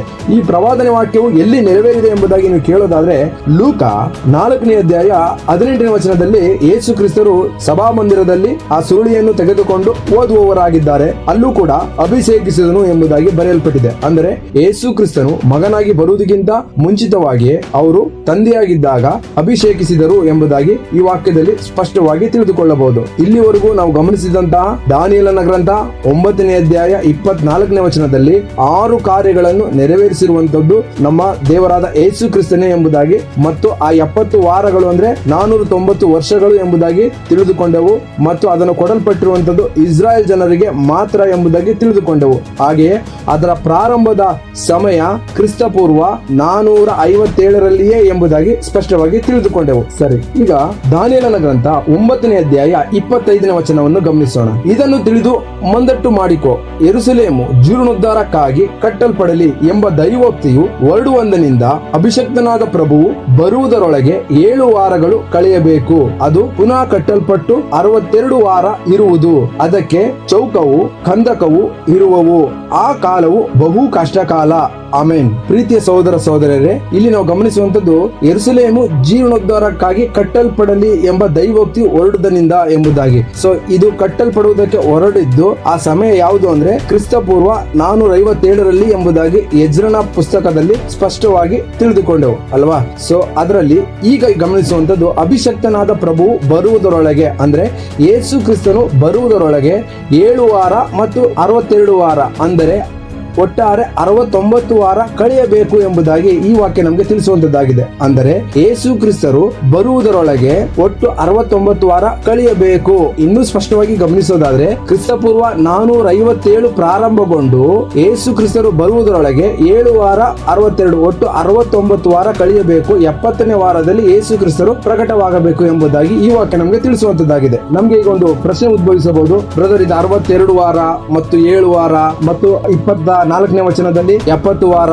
ಈ ಯಾಕೆ ಬ್ರದರ್ ಈ ರೀತಿಯಾಗಿ ಅಲ್ಲಿ ಸ್ವಲ್ಪ ಇಲ್ಲಿ ಸ್ವಲ್ಪ ಬರೆಯಲ್ಪಟ್ಟಿದೆ ಎಂಬುದಾಗಿ ನೀವು ಕೇಳೋದಾದ್ರೆ ಅದಕ್ಕೆ ವಾಕ್ಯ ಇದೆ. ವಾಕ್ಯವನ್ನು ಗಮನಿಸೋಣ. ಯೆಶಾಯ 28ನೇ ಅಧ್ಯಾಯ 13ನೇ ವಚನ. ಆದರೆ ಅವರು ಹೋಗಿ ಹಿಂದಕ್ಕೆ ಎಡವಿ ಮುರಿದುಕೊಳ್ಳುವ ಹಾಗೆಯೂ ಬೋನಿನಲ್ಲಿ ಹಿಡಿಯಲ್ಪಟ್ಟು ಸಿಕ್ಕಿ ಬೀಳುವ ಹಾಗೆಯೂ ಕರ್ತನ ವಾಕ್ಯವು ಅವರಿಗೆ ಆಜ್ಞೆಯ ಮೇಲೆ ಆಜ್ಞೆ, ಆಜ್ಞೆಯ ಮೇಲೆ ಆಜ್ಞೆ, ಸೂತ್ರದ ಮೇಲೆ ಸೂತ್ರ, ಸೂತ್ರದ ಮೇಲೆ ಸೂತ್ರ, ಅಲ್ಲಿ ಸ್ವಲ್ಪ ಇಲ್ಲಿ ಸ್ವಲ್ಪ ಇರುವುದು. ಆಮೆನ್. ಈ ವಾಕ್ಯದ ಪ್ರಕಾರ ನಾವು ಹುಡುಕಿ ಓದಿ ತಿಳಿದುಕೊಳ್ಳಿ ಎಂಬ ಒಂದೇ ಒಂದು ಕಾರಣದಿಂದ ಅಲ್ಲಿ ಸ್ವಲ್ಪ ಇಲ್ಲಿ ಸ್ವಲ್ಪ ವಾಕ್ಯ ಬರೆಯಲ್ಪಟ್ಟಿದೆ. ಆದುದರಿಂದ ಇದನ್ನು ಸ್ಪಷ್ಟವಾಗಿ ಓದಿ ನಾವು ತಿಳಿದುಕೊಳ್ಳುವವರಾಗಿರ್ಬೇಕು. ಸರಿ, ಮುಖ್ಯವಾದ ವಿಷಯಕ್ಕೆ ಬರೋಣ. ಕ್ರಿಸ್ತಪೂರ್ವ 457 ಪ್ರಾರಂಭಗೊಂಡು ಯೇಸು ಕ್ರಿಸ್ತರು ಬರುವುದಕ್ಕೆ 69 ವಾರಗಳು ಕಳೆಯಬೇಕು ಎಂಬುದಾಗಿ ಬರೆಯಲ್ಪಟ್ಟಿದೆ. ಯೇಸು ಕ್ರಿಸ್ತರು 70ನೇ ವಾರದಲ್ಲಿ ಬಂದಿದ್ದಾರಾ ಎಂಬುದಾಗಿ ಗಮನಿಸೋದಾದ್ರೆ ಹೌದು, ಬಂದಿದ್ದಾರೆ ಎಂಬುದಾಗಿ ವಾಕ್ಯವು ನಮಗೆ ಸ್ಪಷ್ಟಪಡಿಸುವಂತದ್ದಾಗಿದೆ. ಇದು ಹೇಗೆ ಎಂಬುದಾಗಿ ಗಮನಿಸೋಣ. ಮಾರ್ಕ 1ನೇ ಅಧ್ಯಾಯ 15ನೇ ವಚನವನ್ನು ಗಮನಿಸೋಣ. ಕಾಲವು ಪರಿಪೂರ್ಣವಾಯಿತು, ದೇವರ ರಾಜ್ಯವು ಸಮೀಪಿಸಿತು, ದೇವರ ಕಡೆಗೆ ತಿರುಗಿಕೊಂಡು ಸುವಾರ್ತೆಯನ್ನು ನಂಬಿರಿ ಎಂದು ದೇವರ ಸುವಾರ್ತೆಯನ್ನು ಸಾರಿ ಹೇಳಿದನು. ಆಮೆನ್. ಇಲ್ಲಿ ನಾವು ಸ್ಪಷ್ಟವಾಗಿ ಗಮನಿಸುವಂತದ್ದು ಯೇಸು ಕ್ರಿಸ್ತರು ಬಂದು ಹೇಳುವಂತ ಮಾತು ಕಾಲವು ಪರಿಪೂರ್ಣವಾಯಿತು ಎಂಬುದಾಗಿ. ಯಾವ ಕಾಲ ಎಂಬುದಾಗಿ ಗಮನಿಸೋದಾದ್ರೆ ಇಸ್ರಾಯೇಲ್ ಜನರಿಗೆ ಕೊಡಲ್ಪಟ್ಟಿದ್ದಂತ ಆ 70 ವಾರಗಳಲ್ಲಿ 69 ವಾರಗಳು ಮುಗಿದಿವೆ. ಇನ್ನು ಇರುವಂತದ್ದು ಒಂದೇ ವಾರ. ಕಾಲವು ಪರಿಪೂರ್ಣವಾಯಿತು, ಈಗ ದೇವರ ಕಡೆಗೆ ತಿರುಗಿಕೊಳ್ಳಿ ಎಂಬುದಾಗಿ ನಮಗೆ ವಾಕ್ಯವು ಸ್ಪಷ್ಟವಾಗಿ ಕರ್ತನಾದ ಯೇಸು ಕ್ರಿಸ್ತರೇ ಹೇಳುವವರಾಗಿದ್ರು. ಸೊ ಇದಕ್ಕೆ ಇನ್ನೊಂದು ವಾಕ್ಯವನ್ನು ನಾವು ಗಮನಿಸೋದಾದ್ರೆ ಗಲಾತ್ಯ 4ನೇ ಅಧ್ಯಾಯ 4ನೇ ವಚನದಲ್ಲಿ ಬರೆಯಲ್ಪಟ್ಟಿರುವಂತದ್ದು ಕಾಲವು ಪರಿಪೂರ್ಣವಾದಾಗ ಎಂಬುದಾಗಿ ಬರೆಯಲ್ಪಟ್ಟಿದೆ. ಅಂದ್ರೆ ಯೇಸು ಕ್ರಿಸ್ತರು ಕಾಲವು ಪರಿಪೂರ್ಣವಾದ ನಂತರ ಬಂದಿದ್ದಾರೆ. ಅಂದ್ರೆ 69 ವಾರಗಳು ಕಳೆದ ನಂತರ 70ನೇ ವಾರದಲ್ಲಿ ಕಾಲಿಟ್ಟಿದ್ದಾರೆ ಎಂಬುದಾಗಿ ಸ್ಪಷ್ಟವಾಗಿ ತಿಳಿದಿರಬೇಕು. ಇದು ಹೇಗೆ ಹೇಳ್ತೀರಾ ಬ್ರದರ್, 70ನೇ ವಾರದಲ್ಲಿ ಅವರು ಬಂದಿದ್ದಾರೆ ಎಂಬುದಕ್ಕೆ ವಾಕ್ಯ ಆಧಾರ ಏನಾದ್ರೂ ಇದೆಯಾ ಎಂಬುದಾಗಿ ಕೇಳೋದಾದ್ರೆ ಹೌದು, ವಾಕ್ಯ ಆಧಾರಗಳಿವೆ. ಅದನ್ನು ಮುಂದೆ ಗಮನಿಸೋಣ. ಇದು ಮಾತ್ರವಲ್ಲದೆ ಆ ಸಮಯದಲ್ಲಿ ಸ್ನಾನಿಕನಾದ ಯೋಹನನ ಹತ್ತಿರ ಫರಿಸಾಯರು ಮತ್ತು ಸದ್ದುಕಾಯರು ಅವರ ಆಳುಗಳನ್ನು ಕಳುಹಿಸಿ ಬರಬೇಕಾದ ಮೆಸ್ಸಿಯನು ಅಥವಾ ಕ್ರಿಸ್ತನು ನೀನೇನಾ ಎಂಬುದಾಗಿ ಕೇಳುವವರಾಗಿದ್ರು. ಯಾಕಂದರೆ ಕೆಲವು ಜನರಿಗೆ ಗೊತ್ತಿತ್ತು ಯೇಸು ಕ್ರಿಸ್ತರು ಇದೇ ವರ್ಷದಲ್ಲಿ ಪ್ರಕಟವಾಗಬೇಕು, ಅಂದರೆ 69 ವಾರ ಕಳೆದ ಮೇಲೆ 70ನೇ ವಾರದಲ್ಲಿ ಪ್ರಕಟವಾಗಬೇಕು ಎಂಬುದಾಗಿ ಅವರು ಓದಿ ತಿಳಿದುಕೊಂಡಿದ್ದರು. ದಾನಿಯೇಲನ ಜೊತೆಲಿದ್ದಂತ ಆ ಪ್ರವಾದಿಗಳು ಶಾಸ್ತ್ರಿಗಳು ಅವರಿಗೆ ತಿಳಿಸುವಂತವರಾಗಿದ್ದರು. ಅದಕ್ಕೆ ಅವರು ಕೇಳುವವರಾಗಿದ್ದರು. ಅದಕ್ಕಾಗಿ ವಾಕ್ಯವನ್ನು ಗಮನಿಸೋಣ. ಯೋಹಾನ 1ನೇ ಅಧ್ಯಾಯ ವಚನ 24ರಿಂದ 25. ಬಂದಿದ್ದವರು ಫರಿಸಾಯರ ಕಡೆಯವರಾಗಿದ್ದು ನೀನು ಕ್ರಿಸ್ತನೋ, ಎಲಿಯನೋ, ಆ ಪ್ರವಾದಿಯೋ ಅಲ್ಲವಾದರೆ ಸ್ನಾನ ಮಾಡಿಸುವುದೇನು ಎಂದು ಅವನನ್ನು ಕೇಳಿದರು. ಆಮೆನ್. ಇಲ್ಲಿ ನಾವು ಗಮನಿಸುವಂತದ್ದು ಯೇಸು ಕ್ರಿಸ್ತರು ಬಂದಂತ ವರ್ಷದಲ್ಲೇ ಯೋಹಾನನು ಕೂಡ ಬಂದು ಅಲ್ಲಿದ್ದಂತ ಜನರಿಗೆ ದೀಕ್ಷಾ ಸ್ಥಾನವನ್ನು ಕೊಡುತ್ತಿದ್ದನು ಎಂಬುದಾಗಿ ನಾವು ಸ್ಪಷ್ಟವಾಗಿ ತಿಳಿದಿದ್ದೇವೆ ಅಲ್ವೇ. ಸೊ ಅದನ್ನೇ ಅವರು ಗುರುತಿಸಿ ಯೇಸು ಕ್ರಿಸ್ತರು ಇದೇ ವರ್ಷದಲ್ಲಿ ಬರಬೇಕು ಎಂಬ ಒಂದೇ ಒಂದು ಕಾರಣದಿಂದ ಅವನನ್ನು ನೀನೇನಪ್ಪ ಕ್ರಿಸ್ತನು ಎಂಬುದಾಗಿ ಕೇಳುವವರಾಗಿದ್ರು. ಆದ್ರೆ ಅವನು ಬಹಿರಂಗವಾಗಿ ಹೇಳಿದ್ದೇನೆಂದ್ರೆ ನಾನು ಕ್ರಿಸ್ತನಲ್ಲ, ನನ್ನ ಹಿಂದೆ ಬರುವಾತನೇ ಕ್ರಿಸ್ತನು, ಅವನು ನನಗಿಂತಲೂ ಶಕ್ತನು ಎಂಬುದಾಗಿ ಹೇಳುವವರಾಗಿದ್ರು. ಸರಿ, ಈಗ ಯೇಸು ಕ್ರಿಸ್ತರು 70ನೇ ವಾರದಲ್ಲಿ ಪ್ರಕಟಪಡಿಸಿಕೊಂಡಿದ್ದಾರೆ ಎಂಬುದಾಗಿ ಗಮನಿಸೋಣ. ಅಂದ್ರೆ ಅವರು ಬರುವುದಕ್ಕೆ 69 ವಾರ ಕಳೆಯಬೇಕಾಗಿತ್ತು. ಕಳೆದ ನಂತರ 70ನೇ ವಾರದಲ್ಲಿ ಅವರು ಪ್ರಕಟಪಡಿಸಿಕೊಂಡಿದ್ದಾರೆ ಎಂಬುದಾಗಿ ಕೇಳೋದಾದ್ರೆ ಹೌದು, ಪ್ರಕಟಿಸಿಕೊಂಡಿದ್ದಾರೆ. ಅದು ಹೇಗೆ ಎಂಬುದಾಗಿ ಗಮನಿಸೋಣ. ಮೊದಲನೇದಾಗಿ 69 ವಾರಗಳಿಗೆ ಎಷ್ಟು ವರ್ಷ ಎಂಬುದಾಗಿ ನಾವು ತಿಳಿದಿರಬೇಕು. ಸರಿ, 69 ವಾರಗಳಿಗೆ ಎಷ್ಟು ವರ್ಷ ಎಂಬುದಾಗಿ ಲೆಕ್ಕಿಸುವುದಾದ್ರೆ 483 ವರ್ಷಗಳು ಬರುತ್ತವೆ. ಹೇಗೆಂದರೆ 7 × 69 483 ದಿನಗಳು. ಈ ದಿನಗಳು ಪ್ರವಾದನೆಯ ದಿನಗಳಾಗಿರುವುದರಿಂದ 483 ವರ್ಷಗಳು ಆಗುತ್ತವೆ ಎಂಬುದಾಗಿ ಸ್ಪಷ್ಟವಾಗಿ ತಿಳಿಯಬೇಕು. ಸರಿ, ಈ 483 ವರ್ಷ ಕಳೆದ ನಂತರ ಯೇಸು ಕ್ರಿಸ್ತರು ಬಂದಿದ್ದಾರೆ ಎಂಬುದಾಗಿ ಯಾವ ರೀತಿಯಾಗಿ ಲೆಕ್ಕ ಹಾಕಿಕೊಳ್ಳುವುದು ಎಂಬುದಾಗಿ ಗಮನಿಸೋಣ. ನಮ್ಮ ಹತ್ರ ಇರುವಂತಹ ಕ್ಯಾಲ್ಕುಲೇಟರ್ ತಗೊಂಡು 483 ವರ್ಷವನ್ನು ಅಲ್ಲಿ ಎಣಿಸಿ ಮೈನಸ್ 457 ಹೊಡೆಯೋದಾದ್ರೆ ಅದು ಬಂದು ನಿಲ್ಲುವಂತದ್ದು 26 ಅಂಕಿಯನ್ನು ತೋರಿಸುವಂತದ್ದಾಗಿದೆ. ಏನಿದು 26 ಎಂಬುದಾಗಿ ಗಮನಿಸೋದಾದ್ರೆ ಈ 26ನೇ ಇಸ್ವಿಯಲ್ಲೇ ಯೇಸು ಕ್ರಿಸ್ತನು ಪ್ರಕಟವಾಗಿದ್ದು ಎಂಬುದಾಗಿ ಸ್ಪಷ್ಟವಾಗಿ ತಿಳಿದಿರಬೇಕು. ಇದು ಯಾವ ರೀತಿಯಾಗಿ ಯಾಕೆ ನಾವು ಮೈನಸ್ ಮಾಡಬೇಕು, ಯಾಕೆ ಇದನ್ನು ಕಳಿಬೇಕು ಎಂಬುದಾಗಿ ಕೇಳೋದಾದ್ರೆ ಕ್ರಿಸ್ತ ಪೂರ್ವದಲ್ಲಿ ಎಣಿಸುತ್ತಿದ್ದ ಅಂಕಿಗಳು ಹೇಗಿದ್ದವು ಅಂದರೆ 100, 99, 98, 97, 96 ಹೀಗೆ ಎಲ್ಲವೂ ಇಳ್ಕೊಂತ ಬರ್ತಾ ಇತ್ತು. ಆದ್ರೆ ಕ್ರಿಸ್ತ ಶಕದಲ್ಲಿ 1, 2, 3, 4 ಅಂತ ಎಣಿಕೆಯಾಗಿ ಹೇರ್ಕೊಂತ ಹೋಗುತ್ತೆ. ಆದುದರಿಂದ ನಾವಿಲ್ಲಿ ಲೆಕ್ಕಾಚಾರ ಹಾಕಬೇಕಾಗಿರುವಂತದ್ದು 483 ಅನ್ನು ಹಾಕಿ ಮೈನಸ್ 457 ಹಾಕೋದಾದ್ರೆ ಅಲ್ಲಿ ನಮಗೆ ಸಿಗುವಂತದ್ದು ಕ್ರಿಸ್ತ ಶಕ 26 ಎಂಬುದಾಗಿ ನಮಗೆ ಸ್ಪಷ್ಟವಾಗಿ ಲೆಕ್ಕ ಸಿಗುವಂತದ್ದಾಗಿದೆ. ಆದುದರಿಂದ ಆ 26ಗೆ ನಾವು ಒಂದು ಅಂಕಿಯನ್ನು, ಒಂದು ನಂಬರ್ ಅನ್ನು ಸೇರಿಸಿಕೊಳ್ಬೇಕು. ಯಾಕೆ ಅಂದ್ರೆ ಕ್ರಿಸ್ತಪೂರ್ವ, ಕ್ರಿಸ್ತಶಕ ಈ ಎರಡರ ಮಧ್ಯದಲ್ಲಿ 0 ಇರುವಂತ ಕಾರಣವನ್ನು ಆ 0ಯನ್ನು ಒಂದಾಗಿ ಲೆಕ್ಕ ಹಾಕಿಕೊಳ್ಳಬೇಕು. ಯಾಕಂದ್ರೆ 0ಇಂದಲೇ ಪ್ರಾರಂಭ ಆಗುವಂತದ್ದು. ಆದುದರಿಂದ ಆ 26ಕ್ಕೆ ಒಂದು ನಂಬರ್ ಅನ್ನು ಸೇರಿಸಿಕೊಳ್ಳೋದಾದ್ರೆ 27 ಎಂಬ ಒಂದು ನಂಬರ್ ಬರ್ತದೆ. ಈ 27ರಲ್ಲೇ ಯೇಸು ಕ್ರಿಸ್ತರು ಪ್ರಕಟವಾಗಿದ್ದು, ಅಂದ್ರೆ ಇತಿಹಾಸವನ್ನು ನೋಡೋದಾದ್ರೆ 26 ಎಂಬುದಾಗಿ ಬರುತ್ತದೆ. ಆ 0 ಇರುವಂತದಕ್ಕೆ ಒಂದು ವರ್ಷವನ್ನು ಸೇರಿದ್ರೆ 27 ನಮಗೆ ತೋರಿಸುವಂತದ್ದಾಗಿದೆ. ಸರಿ, ಈ 26ರಲ್ಲಿ ಯೇಸು ಕ್ರಿಸ್ತರು ಪ್ರಕಟವಾಗಿದ್ದಾರಾ? ಇದಕ್ಕೆ ಪುರಾವೆ ಅಥವಾ ಆಧಾರ ಏನಾದ್ರೂ ಇದೆಯಾ ಎಂಬುದಾಗಿ ಕೇಳೋದಾದ್ರೆ ನಮ್ಗೆಲ್ಲರೂ ಗೊತ್ತಿರೋ ಪ್ರಕಾರ ಯೇಸು ಕ್ರಿಸ್ತರು ಹುಟ್ಟಿರುವಂತದ್ದು ಕ್ರಿಸ್ತಪೂರ್ವ 4ರಲ್ಲಿ ಎಂಬುದಾಗಿ ಇತಿಹಾಸ ನಮ್ಗೆ ಹೇಳುವಂತದ್ದಾಗಿದೆ. ಸರಿ, ಕ್ರಿಸ್ತಪೂರ್ವ 4ರಲ್ಲಿ ಯೇಸು ಕ್ರಿಸ್ತರು ಹುಟ್ಟಿದ್ರೆ ಕ್ರಿಸ್ತಶಕ 26ರಲ್ಲಿ ಬರೋದಾದ್ರೆ 26×4=30. ಅವರು 30ನೇ ವಯಸ್ಸಿನಲ್ಲಿ ಪ್ರಕಟಗೊಳ್ಳಬೇಕು. ಆ 30ನೇ ವಯಸ್ಸಿನಲ್ಲಿ ಅವರು ಪ್ರಕಟಗೊಂಡಿದ್ದಾರಾ ಎಂಬುದಾಗಿ ನಾವು ಹೇಗೆ ತಿಳಿದುಕೊಳ್ಳುವಂತದ್ದು ಎಂಬುದಾಗಿ ನೀವು ಕೇಳೋದಾದ್ರೆ ಅದಕ್ಕೆ ವಾಕ್ಯವನ್ನು ಗಮನಿಸೋಣ. ಲೂಕ 3ನೇ ಅಧ್ಯಾಯ 23ನೇ ವಚನ. ಯೇಸು ಉಪದೇಶ ಮಾಡುವುದಕ್ಕೆ ಪ್ರಾರಂಭಿಸಿದಾಗ ಹೆಚ್ಚು ಕಡಿಮೆ 30 ವರ್ಷದವನಾಗಿದ್ದನು. ಆತನು ಜನರ ಎಣಿಕೆಯಲ್ಲಿ ಯೋಸೇಫನ ಮಗನು. ಆಮೇನ್. ಇಲ್ಲಿ ಸ್ಪಷ್ಟವಾಗಿ ನಾವು ಇದನ್ನು ತಿಳ್ಕೊಳ್ಳೋದಾದ್ರೆ ಯೇಸು ಕ್ರಿಸ್ತರು 30ನೇ ವಯಸ್ಸಿನಲ್ಲಿ ಪ್ರಕಟವಾಗಿದ್ದಾರೆ. ಅಂದರೆ ಕ್ರಿಸ್ತಪೂರ್ವ 4ರಲ್ಲಿ ಅವರು ಜನಿಸಿದ್ದಾರೆ, ಕ್ರಿಸ್ತಶಕ 26ರಲ್ಲಿ ಅವರು ಬಂದಿದ್ದಾರೆ. ಒಟ್ಟು ಅವರಿಗೆ 30 ವರ್ಷ ಆಗಿದೆ. ಆ 30ನೇ ವರ್ಷದಲ್ಲಿ ಅವರು ಪ್ರಕಟಿಸಿಕೊಂಡಿದ್ದಾರೆ. ಅಂದರೆ 69 ವಾರವಾದ ನಂತರ, ಅಂದ್ರೆ 483 ವರ್ಷವಾದ ನಂತರ ಅವರು 70ನೇ ವಾರದಲ್ಲಿ ಪ್ರಕಟವಾಗಿದ್ದಾರೆ ಎಂಬುದಾಗಿ ಸ್ಪಷ್ಟವಾಗಿ ವಾಕ್ಯ ಆಧಾರ ಮತ್ತು ಇತಿಹಾಸ ಎರಡೂ ಕೂಡ ನಮಗೆ ಸಾಕ್ಷಿ ಹೇಳುವಂತದ್ದಾಗಿದೆ. ಸರಿ, ಈಗ ಮಿಕ್ಕಿರುವಂತ ಒಂದು ವಾರ, 69 ವಾರ ಯೇಸು ಕ್ರಿಸ್ತನವರೆಗೂ ಕಳೆದಿದೆ. ಸರಿ, ಈಗ 70ನೇ ವಾರ ಅಂದ್ರೆ ಒಂದು ವಾರ ಯಾವ ರೀತಿಯಾಗಿ ಕಳೆದಿದೆ, ಅದು ಎಲ್ಲಿಂದ ಎಲ್ಲಿವರೆಗೆ ಯಾರು ನೆರವೇರಿಸಿದರು ಎಂಬುದಾಗಿ ಗಮನಿಸೋಣ. ಯಾಕಂದ್ರೆ ಇಂದಿನ ಅನೇಕ ಬೋಧಕರು ಹೇಳುವಂತದ್ದು 69 ವಾರ ನೆರವೇರಿದೆ, ಸರಿ, ಆದ್ರೆ ಒಂದು ವಾರ ಬಾಕಿ ಇದೆ, ಅದು ಕ್ರಿಸ್ತ ವಿರೋಧಿ ನೆರವೇರಿಸುತ್ತಾನೆ ಬಂದು ಎಂಬುದಾಗಿ ಉಪದೇಶ ಮಾಡುವವರಾಗಿದ್ದಾರೆ. ಆದರೆ ಇದು ದೇವರ ವಾಕ್ಯಕ್ಕೆ ಅನುಗುಣವಾಗಿದೆ ಅಥವಾ ವಿರೋಧವಾಗಿದೆ ಎಂಬುದಾಗಿ ಮಿಕ್ಕಿರುವಂತ ಇನ್ನೆರಡು ವಾಕ್ಯಗಳನ್ನು ನಾವು ಓದಿ ಅದಕ್ಕೆ ಸಾಕ್ಷಿಯಾಗಿ ನಿಲ್ಲೋಣ ನನ್ನ ಸಹೋದರ ಸಹೋದರರೇ. ಸರಿ, ವಾಕ್ಯವನ್ನು ಗಮನಿಸೋಣ. ದಾನಿಯೇಲ 9ನೇ ಅಧ್ಯಾಯ 26ನೇ ವಚನ. 62 ವಾರವಾದ ಮೇಲೆ ಅಭಿಷಕ್ತನೊಬ್ಬನು ಛೇದಿಸಲ್ಪಡುವನು, ಅವನಿಗೆ ಏನು ಇರದು, ನುಗ್ಗುವ ಪ್ರಭುವಿನ ಜನರು ಪಟ್ಟಣವನ್ನು, ಪವಿತ್ರಾಲಯವನ್ನು ಹಾಳು ಮಾಡುವರು. ತುಂಬಿ ತುಳುಕುವ ಪ್ರಲಯವು ಪಟ್ಟಣವನ್ನು ಕೊನೆಗಾಣಿಸುವುದು.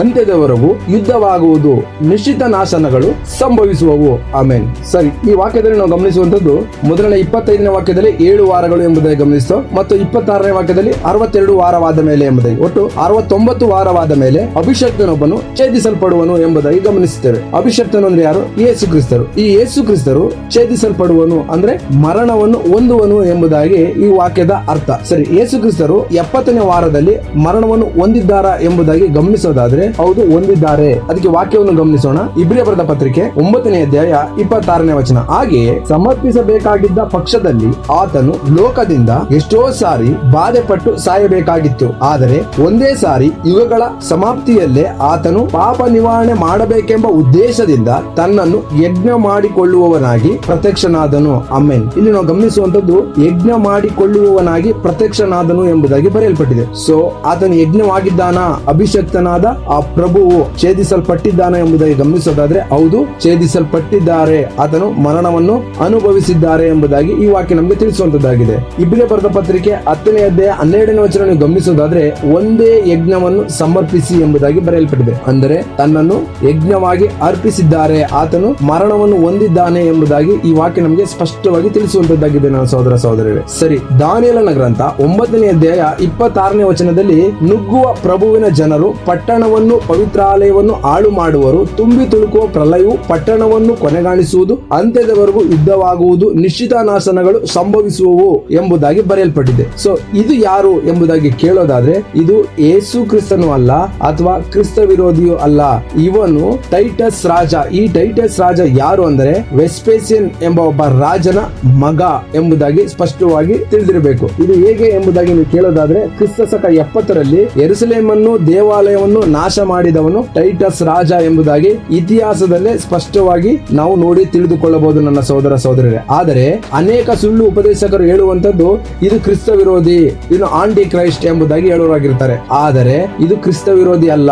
ಯಾಕಂದ್ರೆ ಕ್ರಿಸ್ತ ವಿರೋಧಿಯ ಬಗ್ಗೆ ದಾನಿಯೇಲನ ಪುಸ್ತಕದಲ್ಲಿ ಚಿಕ್ಕ ಕೊಂಬು ಎಂಬುದಾಗಿ ಬರೆದಿದೆಯ ಹೊರತು, ಅಂದ್ರೆ ದಾನಿಯೇಲನ ಗ್ರಂಥ 7ನೇ ಅಧ್ಯಾಯ 8ನೇ ವಚನದಿಂದ 25ನೇ ವಚನದವರೆಗೂ ನೀವು ನೋಡುವುದಾದರೆ ಕ್ರಿಸ್ತ ವಿರೋಧಿಯನ್ನು ಚಿಕ್ಕ ಕೊಂಬು ಎಂಬುದಾಗಿ ಬರೆಯಲ್ಪಟ್ಟಿದೆ. ಚಿಕ್ಕ ಕೊಂಬು ಅಂದರೆ ಚಿಕ್ಕ ರಾಜ್ಯ ಎಂಬುದಾಗಿ ಅರ್ಥ. ಅವನೊಬ್ಬ ರಾಜ ಅಂತ. ಮೃಗ ಅಂದ್ರೆ ರಾಜ್ಯ, ಕೊಂಬು ಅಂದ್ರೆ ರಾಜ ಎಂಬುದಾಗಿ ದಾನಿಯೇಲನ ಪುಸ್ತಕದಲ್ಲಿ ಬರೆಯಲ್ಪಟ್ಟಿದೆ. ಸೊ ಇದರಲ್ಲಿ ಬರೆಯಲ್ಪಟ್ಟಿರುವಂತದ್ದು ಟೈಟಸ್ ರಾಜ ಅಂದ್ರೆ ಪ್ರಭು ಎಂಬುದಾಗಿ ಬರೆಯಲ್ಪಟ್ಟಿದೆ. ಪ್ರಿನ್ಸ್ ಪ್ರಭು ಅಂದ್ರೆ ರಾಜಕುಮಾರ, ರಾಜನ ಮಗ ರಾಜಕುಮಾರ ಎಂಬುದಾಗಿ ಅರ್ಥ. ಇವನು ವೆಸ್ಪೇಸಿಯನ್ ಮಗ ಎಂಬುದಾಗಿ ದಾನಿಯೇಲನ ಗ್ರಂಥ 9ನೇ ಅಧ್ಯಾಯ 26ನೇ ವಚನದಲ್ಲೇ ಬರೆಯಲ್ಪಟ್ಟಿರುವಂತಹ ಆ ಟೈಟಸ್ ರಾಜನ ಬಗ್ಗೆ ಹೊರತು ಕ್ರಿಸ್ತ ವಿರೋಧಿ ಬಗ್ಗೆ ಅಲ್ಲ ಎಂಬುದಾಗಿ ಸ್ಪಷ್ಟವಾಗಿ ತಿಳಿದಿರಬೇಕು. ಸರಿ, ಈ ದಾನಿಯೇಲನ ಗ್ರಂಥ 9ನೇ ಅಧ್ಯಾಯ 26ನೇ ವಚನವನ್ನು ನಾವು ಗಮನಿಸುವಾಗ ಅರ್ಧ ವಾಕ್ಯವನ್ನು, ಅಂದರೆ 62 ವಾರವಾದ ಮೇಲೆ ಅಭಿಷಕ್ತನು ಛೇದಿಸಲ್ಪಡುವನು, ಅಂದರೆ ಆತನು ಶಿಲುಬೆಯ ಮರಣವನ್ನು ಅನುಭವಿಸಿದನು ಎಂಬುದಾಗಿ ಅರ್ಥ.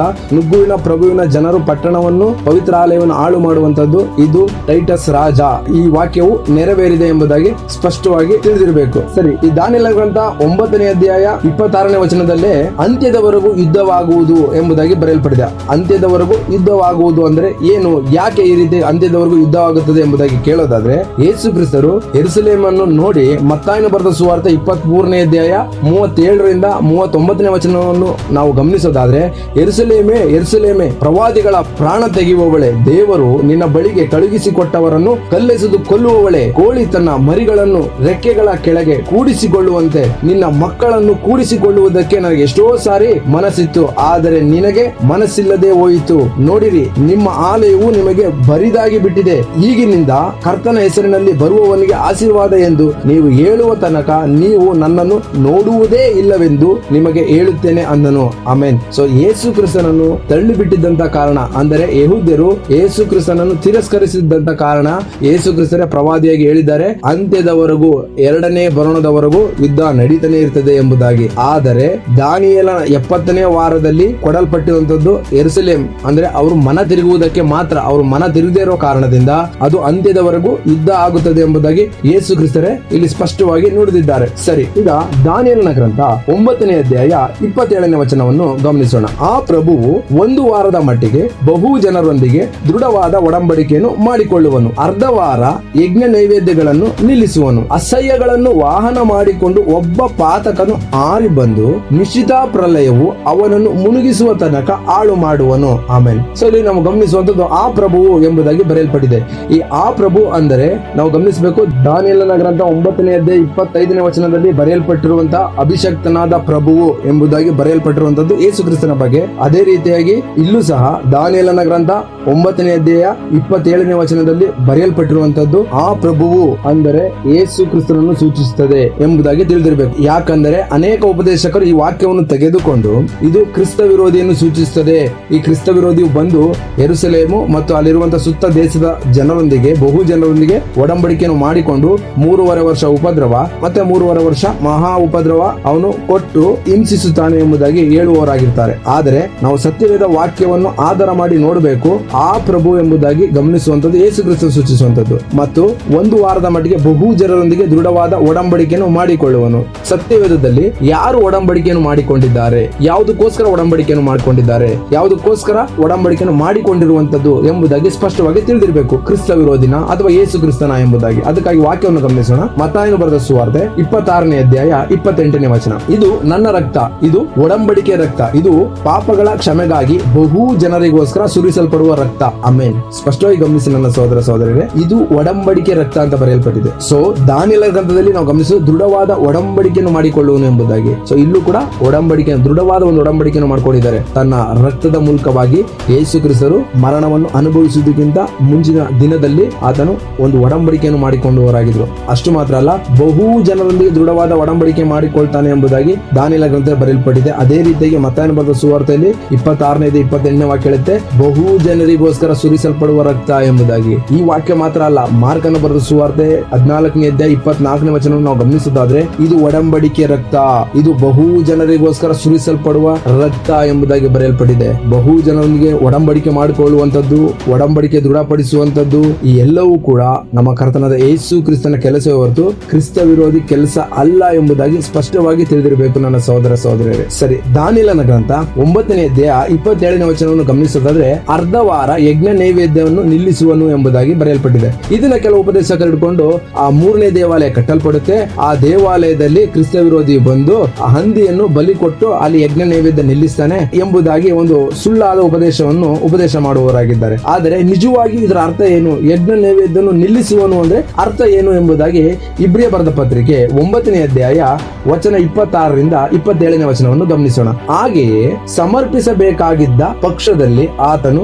ಲೋಕಾದಿಯಿಂದ ಎಷ್ಟೋ ಸಾರಿ ಬಾಧೆಪಟ್ಟು ಸಾಯಬೇಕಾಗಿತ್ತು. ಆದರೆ ಒಂದೇ ಸಾರಿ ಯುಗಗಳ ಸಮಾಪ್ತಿಯಲ್ಲೇ ಆತನು ಪಾಪ ನಿವಾರಣೆ ಮಾಡಬೇಕೆಂಬ ಉದ್ದೇಶದಿಂದ ತನ್ನನ್ನು ಯಜ್ಞ ಮಾಡಿಕೊಳ್ಳುವವನಾಗಿ ಪ್ರತ್ಯಕ್ಷನಾದನು. ಒಂದೇ ಸಾರಿ ಸಾಯುವುದು, ಆಮೇಲೆ ನ್ಯಾಯ ತೀರ್ಪು. ಮನುಷ್ಯರಿಗೆ ಹೇಗೆ ನೇಮಕವಾಗಿದೆಯೋ ಹಾಗೆಯೇ ಕ್ರಿಸ್ತನು ಸಹ ಬಹು ಜನರ ಪಾಪಗಳನ್ನು ಹೊತ್ತುಕೊಳ್ಳುವುದಕ್ಕೋಸ್ಕರ ಒಂದೇ ಸಾರಿ ಸಮರ್ಪಿತನಾದನು. ಆಮೇನ್. ನಾವು ಗಮನಿಸುವಂತದ್ದು ಯೇಸು ಕ್ರಿಸ್ತರು ಇಲ್ಲಿ ಯಜ್ಞವಾಗಿದ್ದಾರೆ ಅಥವಾ ಸಮರ್ಪಿಸಿದ್ದಾರೆ ಎಂಬುದಾಗಿ. ಒಂದೇ ಸಾರಿ ಅಂದರೆ ಇನ್ನು ಮುಂದೆ ಬಲಿ ಕೊಡುವ ಅವಶ್ಯಕತೆ ಇಲ್ಲ ಎಂಬ ಒಂದೇ ಒಂದು ಕಾರಣದಿಂದ. ಹಳೆ ಒಡಂಬಡಿಕೆಯಲ್ಲಿ ನಾವು ನೋಡೋದಾದ್ರೆ ಅವರು ಹೋರಿಗಳ ರಕ್ತದಿಂದ, ಓತಗಳ ರಕ್ತದಿಂದ ಬಲಿಯನ್ನು ವರ್ಷ ಅಲ್ಲಿ ಕೊಡುವವರಾಗಿದ್ರು. ಆದರೆ ಇಲ್ಲಿ ವಾಕ್ಯವನ್ನು ಗಮನಿಸಿ, ಒಂದೇ ಸಾರಿ ಆತನು ಒಪ್ಪಿಸಿಕೊಟ್ಟರು, ತನ್ನನ್ನು ತಾನೇ ಒಪ್ಪಿಸಿಕೊಟ್ಟರು ಎಂಬುದಾಗಿ ಬರೆಯಲ್ಪಡೆ. ಅಂದ್ರೆ ಇನ್ನು ಮುಂದೆ ಯಜ್ಞವನ್ನು ಕೊಡುವಂತ ಅವಶ್ಯಕತೆ ಇಲ್ಲ, ನಾನೇ ಯಜ್ಞವಾಗಿದ್ದೇನೆ ಎಂಬುದಾಗಿ ಕುರಿಮರಿಯಾಗಿ ಆತನು ಯಜ್ಞವಾಗಿದ್ದಾನೆ. ಅದಕ್ಕೆ ಯೇಸು ಕ್ರಿಸ್ತನನ್ನು ನೋಡಿ ಯೋಹಾನ ಹೇಳ್ತಾನೆ, ಇಗೋ ಯಜ್ಞಕ್ಕೆ ನೇಮಿಸಿದ ಕುರಿಮರಿ ಎಂಬುದಾಗಿ ಹೇಳುವವರಾಗಿದ್ದಾರೆ. ಸರಿ, ಇಬ್ರಿಯ ಬರೆದ ಪತ್ರಿಕೆ 9ನೇ ಅಧ್ಯಾಯ 12ನೇ ವಚನವನ್ನು ಗಮನಿಸೋದಾದ್ರೆ, ಸ್ವಂತ ರಕ್ತವನ್ನೇ ತೆಗೆದುಕೊಂಡು ಒಂದೇ ಸಾರಿ ದೇವ ಸಾನ್ನಿಧ್ಯಕ್ಕೆ ಪ್ರವೇಶಿಸಿದನು ಎಂಬುದಾಗಿ ಬರೆಯಲ್ಪಟ್ಟಿದೆ. ಒಂದೇ ಸಾರಿ ಅಂದ್ರೆ ಇನ್ನು ನೆಕ್ಸ್ಟ್ ನಾವು ಬಲಿಯನ್ನು ಕೊಡೋದಿಲ್ಲ, ಕೊಡಬಾರದು. ನಮ್ಮ ಪಾಪಗಳಿಗೋಸ್ಕರ, ನಮ್ಮ ಶಾಪಗಳಿಗೋಸ್ಕರ ಕರ್ತನಾದ ಯೇಸು ಕ್ರಿಸ್ತರು ಒಂದೇ ಸಲ ಬಲಿಯಾಗಿದ್ದಾರೆ ಎಂಬುದಾಗಿ. ಸೊ ದಾನಿಯೇಲ ಗ್ರಂಥ 9ನೇ ಅಧ್ಯಾಯ 27ನೇ ವಚನದಲ್ಲಿ ಅರ್ಧ ವಾರ ಎಂಬುದಾಗಿ ಬರೆಯಲ್ಪಟ್ಟಿದೆ. ಅರ್ಧ ವಾರ ಅಂದ್ರೆ ಅರ್ಥ ಏನು? ನಮ್ಗೆಲ್ಲರಿಗೂ ಗೊತ್ತಿರುವಂತಹ ವಿಷಯ ಏನಪ್ಪಾ ಅಂದ್ರೆ, ಅವರು 33.5 ವರ್ಷ ಜೀವಿಸಿದರು ಭೂಲೋಕದಲ್ಲಿ ಅಂತ. ಅಂದ್ರೆ 3.5 ವರ್ಷ ಸೇವೆ ಮಾಡಿದ್ದಾರೆ. 33.5 ವರ್ಷ ಜೀವಿಸಿ ಅದರಲ್ಲಿ 3.5 ವರ್ಷ ಸೇವೆ ಮಾಡಿದ್ದಾರೆ. ಅವರು 3.5 ವರ್ಷನೇ ಯಾಕೆ ಸೇವೆ ಮಾಡಬೇಕಾಗಿತ್ತು? ಒಂದು ಸಲ ಆಲೋಚನೆ ಮಾಡಿ ಅಲ್ವಾ. ಯೇಸು ಕ್ರಿಸ್ತನು ಪ್ರಕಟವಾದಾಗ ಯೋಹಾನನು ಕೂಡ ಅಲ್ಲಿ ದೀಕ್ಷಾಸ್ನಾನ ಕೊಡ್ತಾ ಇದ್ದ. ಯಾಕೆ ಅದೇ ಸಮಯದಲ್ಲಿ ಪ್ರಕಟವಾಗಬೇಕಾಗಿತ್ತು? ಒಂದೊಂದಕ್ಕೂ ಕೂಡ ವಾಕ್ಯ ಆಧಾರ ಇದೆ. ದಾನಿಯೇಲನ ಗ್ರಂಥ ನೆರವೇರಬೇಕಾಗಿರೋದು ಕೂಡ ವಾಕ್ಯ ಆಧಾರ ಇದೆ ಎಂಬುದನ್ನು ಸ್ಪಷ್ಟವಾಗಿ ತಿಳಿದಿರಬೇಕು ನನ್ನ ಸಹೋದರ ಸಹೋದರರೇ. ಅವರು ಸುಮ್ಮನೆ ಬಂದು ಕಾಲ ಪರಿಪೂರ್ಣವಾಯಿತು ಅಂತ ಹೇಳೋದಿಲ್ಲ. ಯಾವ ಕಾಲ ಪರಿಪೂರ್ಣವಾಯಿತು? ಆ ಯೆರೂಸಲೇಮ್ ಜನರಿಗೆ ಕೊಟ್ಟಂತ ಆ ಕಾಲ ಪರಿಪೂರ್ಣವಾಯಿತು. 69 ವಾರ ನೆರವೇರಿತು ಮತ್ತು 70ನೇ ವಾರ ಮುಗಿತಾ ಬಂತು ಎಂಬುದಾಗಿ ಹೇಳುವವರಾಗಿದ್ದು. ಯಾಕೆ ಬರೀ 3.5 ವರ್ಷನೇ ಮಾಡಬೇಕಾಗಿತ್ತು ಸೇವೆಯನ್ನು? ಈ ವಾಕ್ಯದಲ್ಲಿ ನೆರವೇರಿಸಬೇಕಾಗಿತ್ತು. ಅರ್ಧ ವಾರದಲ್ಲಿ ಅವರು ಯಜ್ಞ ನೈವೇದ್ಯವನ್ನು ನಿಲ್ಲಿಸಬೇಕಾಗಿತ್ತು. ಆ ಒಂದೇ ಕಾರಣದಿಂದಲೇ ಈ ಎಲ್ಲಾ ಕಾರ್ಯಗಳನ್ನು ಅವರು ನಡೆಸಿರುವಂತದ್ದು. ಸರಿ, ದಾನಿಯೇಲನ ಗ್ರಂಥ 9ನೇ ಅಧ್ಯಾಯ 27ನೇ ವಚನದಲ್ಲಿ ನೀವು ಗಮನಿಸೋದಾದ್ರೆ, ಅಸಹ್ಯಗಳನ್ನು ವಾಹನ ಮಾಡಿಕೊಂಡು ಒಬ್ಬ ಪಾತಕನು ಆರಿ ಬಂದು ನಿಶ್ಚಿತ ಪ್ರಲಯವು ಅವನನ್ನು ಮುಳುಗಿಸುವ ತನಕ ಹಾಳು ಮಾಡುವನು ಎಂಬುದಾಗಿ ಬರೆಯಲ್ಪಟ್ಟಿದೆ. ಸೊ ಈ ವಾಕ್ಯವನ್ನು ಸಹ ಕೆಲವು ಉಪದೇಶಕರು ಹಿಡ್ಕೊಂಡು, ನೋಡಪ್ಪ 70 ವಾರ ಇನ್ನೂ ನೆರವೇರಲಿಲ್ಲ, ಇಲ್ಲಿ ಅವನು ಮುಳುಗಿಸುವ ತನಕ ಹಾಳು ಮಾಡುವನು ಅಂದ್ರೆ ಇನ್ನೂ ನೆರವೇರಲಿಲ್ಲ, ಇದು ಕೊನೆಯಲ್ಲಿ ನೆರವೇರುವಂತದ್ದಾಗಿರ್ತದೆ 70 ವಾರಗಳು ಎಂಬುದಾಗಿ. ಮತ್ತು ಇದೇ 9ನೇ ಅಧ್ಯಾಯ 26ನೇ ವಾಕ್ಯದಲ್ಲಿ, ನುಗ್ಗುವ ಪ್ರಭುವಿನ ಜನರು ಅಂತ್ಯದವರೆಗೂ ಯುದ್ಧ ಮಾಡುತ್ತಾರೆ, ಅದು ಕೊನೆ ದಿನದಲ್ಲಿ ನೆರವೇರುತ್ತದೆ ಎಂಬುದಾಗಿ ಹೇಳುವವರಾಗಿದ್ದಾರೆ. ಸೊ ಇಲ್ಲಿ ನಾವು ಸ್ಪಷ್ಟವಾಗಿ ತಿಳಿದಿರಬೇಕಾಗಿರುವಂತದ್ದು, ಯುದ್ಧಗಳು ಕೊನೆಯವರೆಗೂ ಆಗುತ್ತದೆ, ಆದರೆ 70 ವಾರಗಳು ಮುಗಿದಿದೆ ಎಂಬುದಾಗಿ ಸ್ಪಷ್ಟವಾಗಿ ತಿಳಿದಿರಬೇಕು. ಈ ಯಾಕೆ ಯುದ್ಧಗಳು ಕೊನೆವರೆಗೂ ಆಗುತ್ತದೆ ಎಂಬುದಾಗಿ ನೀವು ಕೇಳೋದಾದ್ರೆ, ಮತ್ತು ಯಾಕೆ ಕ್ರಿಸ್ತ ವಿರೋಧಿ ಅಲ್ಲ ಇವನು ಎಂಬುದಾಗಿ ನೀವು ಕೇಳೋದಾದ್ರೂ ಸಹ, ಈ ಟೈಟಸ್ ರಾಜನ ಬಗ್ಗೆ ಮೊದಲೇ ಸತ್ಯವೇದದಲ್ಲಿ ಬರೆಯಲ್ಪಟ್ಟಿದೆ. ಹಾಳು ಮಾಡುವ ಅಸಹ್ಯ ವಸ್ತು ನಿಲ್ಲಬಾರದ ಸ್ಥಳದಲ್ಲಿ ನಿಂತಿರುವಾಗ ದಾನಿಯೇಲ ಪುಸ್ತಕವನ್ನು ಓದುವವನು ತಿಳ್ಕೊಳ್ಳಿ ಎಂಬುದಾಗಿ. ಅದಕ್ಕೋಸ್ಕರ ವಾಕ್ಯವನ್ನು ಗಮನಿಸೋಣ. ಮತ್ತಾಯನ ಬರೆದ ಸುವಾರ್ತೆ 24ನೇ ಅಧ್ಯಾಯ ವಚನ 15ರಿಂದ 16. ಆದುದರಿಂದ ಪ್ರವಾದಿಯಾದ ದಾನಿಯೇಲನು ಹೇಳಿದಂತ ಹಾಳು ಮಾಡುವ ಅಸಹ್ಯ ವಸ್ತುವು ಪವಿತ್ರಾಲಯದಲ್ಲಿ ನಿಂತಿರುವುದನ್ನು ನೀವು ಕಾಣುವಾಗ ಇದನ್ನು ಓದುವವನು ತಿಳ್ಕೊಳ್ಳಲಿ. ಯೂದಾಯದಲ್ಲಿರುವವನು ಬೆಟ್ಟಗಳಿಗೆ ಓಡಿ ಹೋಗಲಿ. ಆಮೆನ್. ಯೇಸು ಕ್ರಿಸ್ತರು ಅಲ್ಲಿ ಬಂದಂತ ಸಮಯದಲ್ಲೇ, ಅಂದ್ರೆ ಶಾರೀರಿಕವಾಗಿ ಭೂಲೋಕದಲ್ಲಿ 33.5 ವರ್ಷ ಜೀವಿಸಿದಂತ ಸಮಯದಲ್ಲೇ ಶಿಷ್ಯರಿಗೆ ಹೇಳಿದ್ರು, ಹಾಳು ಮಾಡುವ ಅಸಹ್ಯ ವಸ್ತು ನಿಲ್ಲಿಸು. ನಿಲ್ಲಬಾರದ ಸ್ಥಳದಲ್ಲಿ ಅಂದರೆ ದೇವಾಲಯದ ಜಾಗದ ನಿಲ್ಲುವಾಗ ನೀವು ಇದನ್ನು ತಿಳ್ಕೊಳ್ರಿ, ದಾನಿಯೇಲನ ಗ್ರಂಥದಲ್ಲಿ ಬರೆಯಲ್ಪಟ್ಟಿರುವಂತದ್ದು ಎಂಬುದಾಗಿ. ಸೊ ಇದು ವಸ್ತು ಅಂತ ಬರೆಯಲ್ಪಟ್ಟಿದೆಯಲ್ವಾ. ಸೊ ಟೈಟಸ್ ರಾಜ ದಂಡು ತಾನೆ, ಅಲ್ಲಿದ್ದಂತ ಜನರು ತಾನೆ ಬಂದಿರುವಂತದ್ದು ಎಂಬುದಾಗಿ ನೀವು ಕೇಳೋದಾದ್ರೆ ಲೂಕ 21ನೇ ಅಧ್ಯಾಯ 20ನೇ ವಚನವನ್ನು ಗಮನಿಸೋಣ. ಆದರೆ ದಂಡುಗಳು ಯೆರೂಸಲೇಮ್ ಪಟ್ಟಣಕ್ಕೆ ಮುತ್ತಿಗೆ ಹಾಕಿರುವುದನ್ನು ನೀವು ಕಾಣುವಾಗ ಅದು ಹಾಳಾಗುವ ಕಾಲ ಸಮೀಪವಾಯಿತೆಂದು ತಿಳಿದುಕೊಳ್ಳಿರಿ. ಆಮೇನ್. ಸೊ ಅಲ್ಲಿ ಹಾಳು ಮಾಡುವ ವಸ್ತು ಎಂಬುದಾಗಿ ಬರೆಯಲ್ಪಟ್ಟಿದೆ, ಇಲ್ಲಿ ದಂಡುಗಳು ಎಂಬುದಾಗಿ ಬರೆಯಲ್ಪಟ್ಟಿದೆ. ಇದು ಆ ರಾಜನ ಗುಂಪು ಅಥವಾ ರಾಜ್ಯದವರು ಯುದ್ಧವನ್ನು ಮಾಡಿ ಆ ದೇವಾಲಯವನ್ನು ಹಾಳು ಮಾಡಿರುವಂತದ್ದು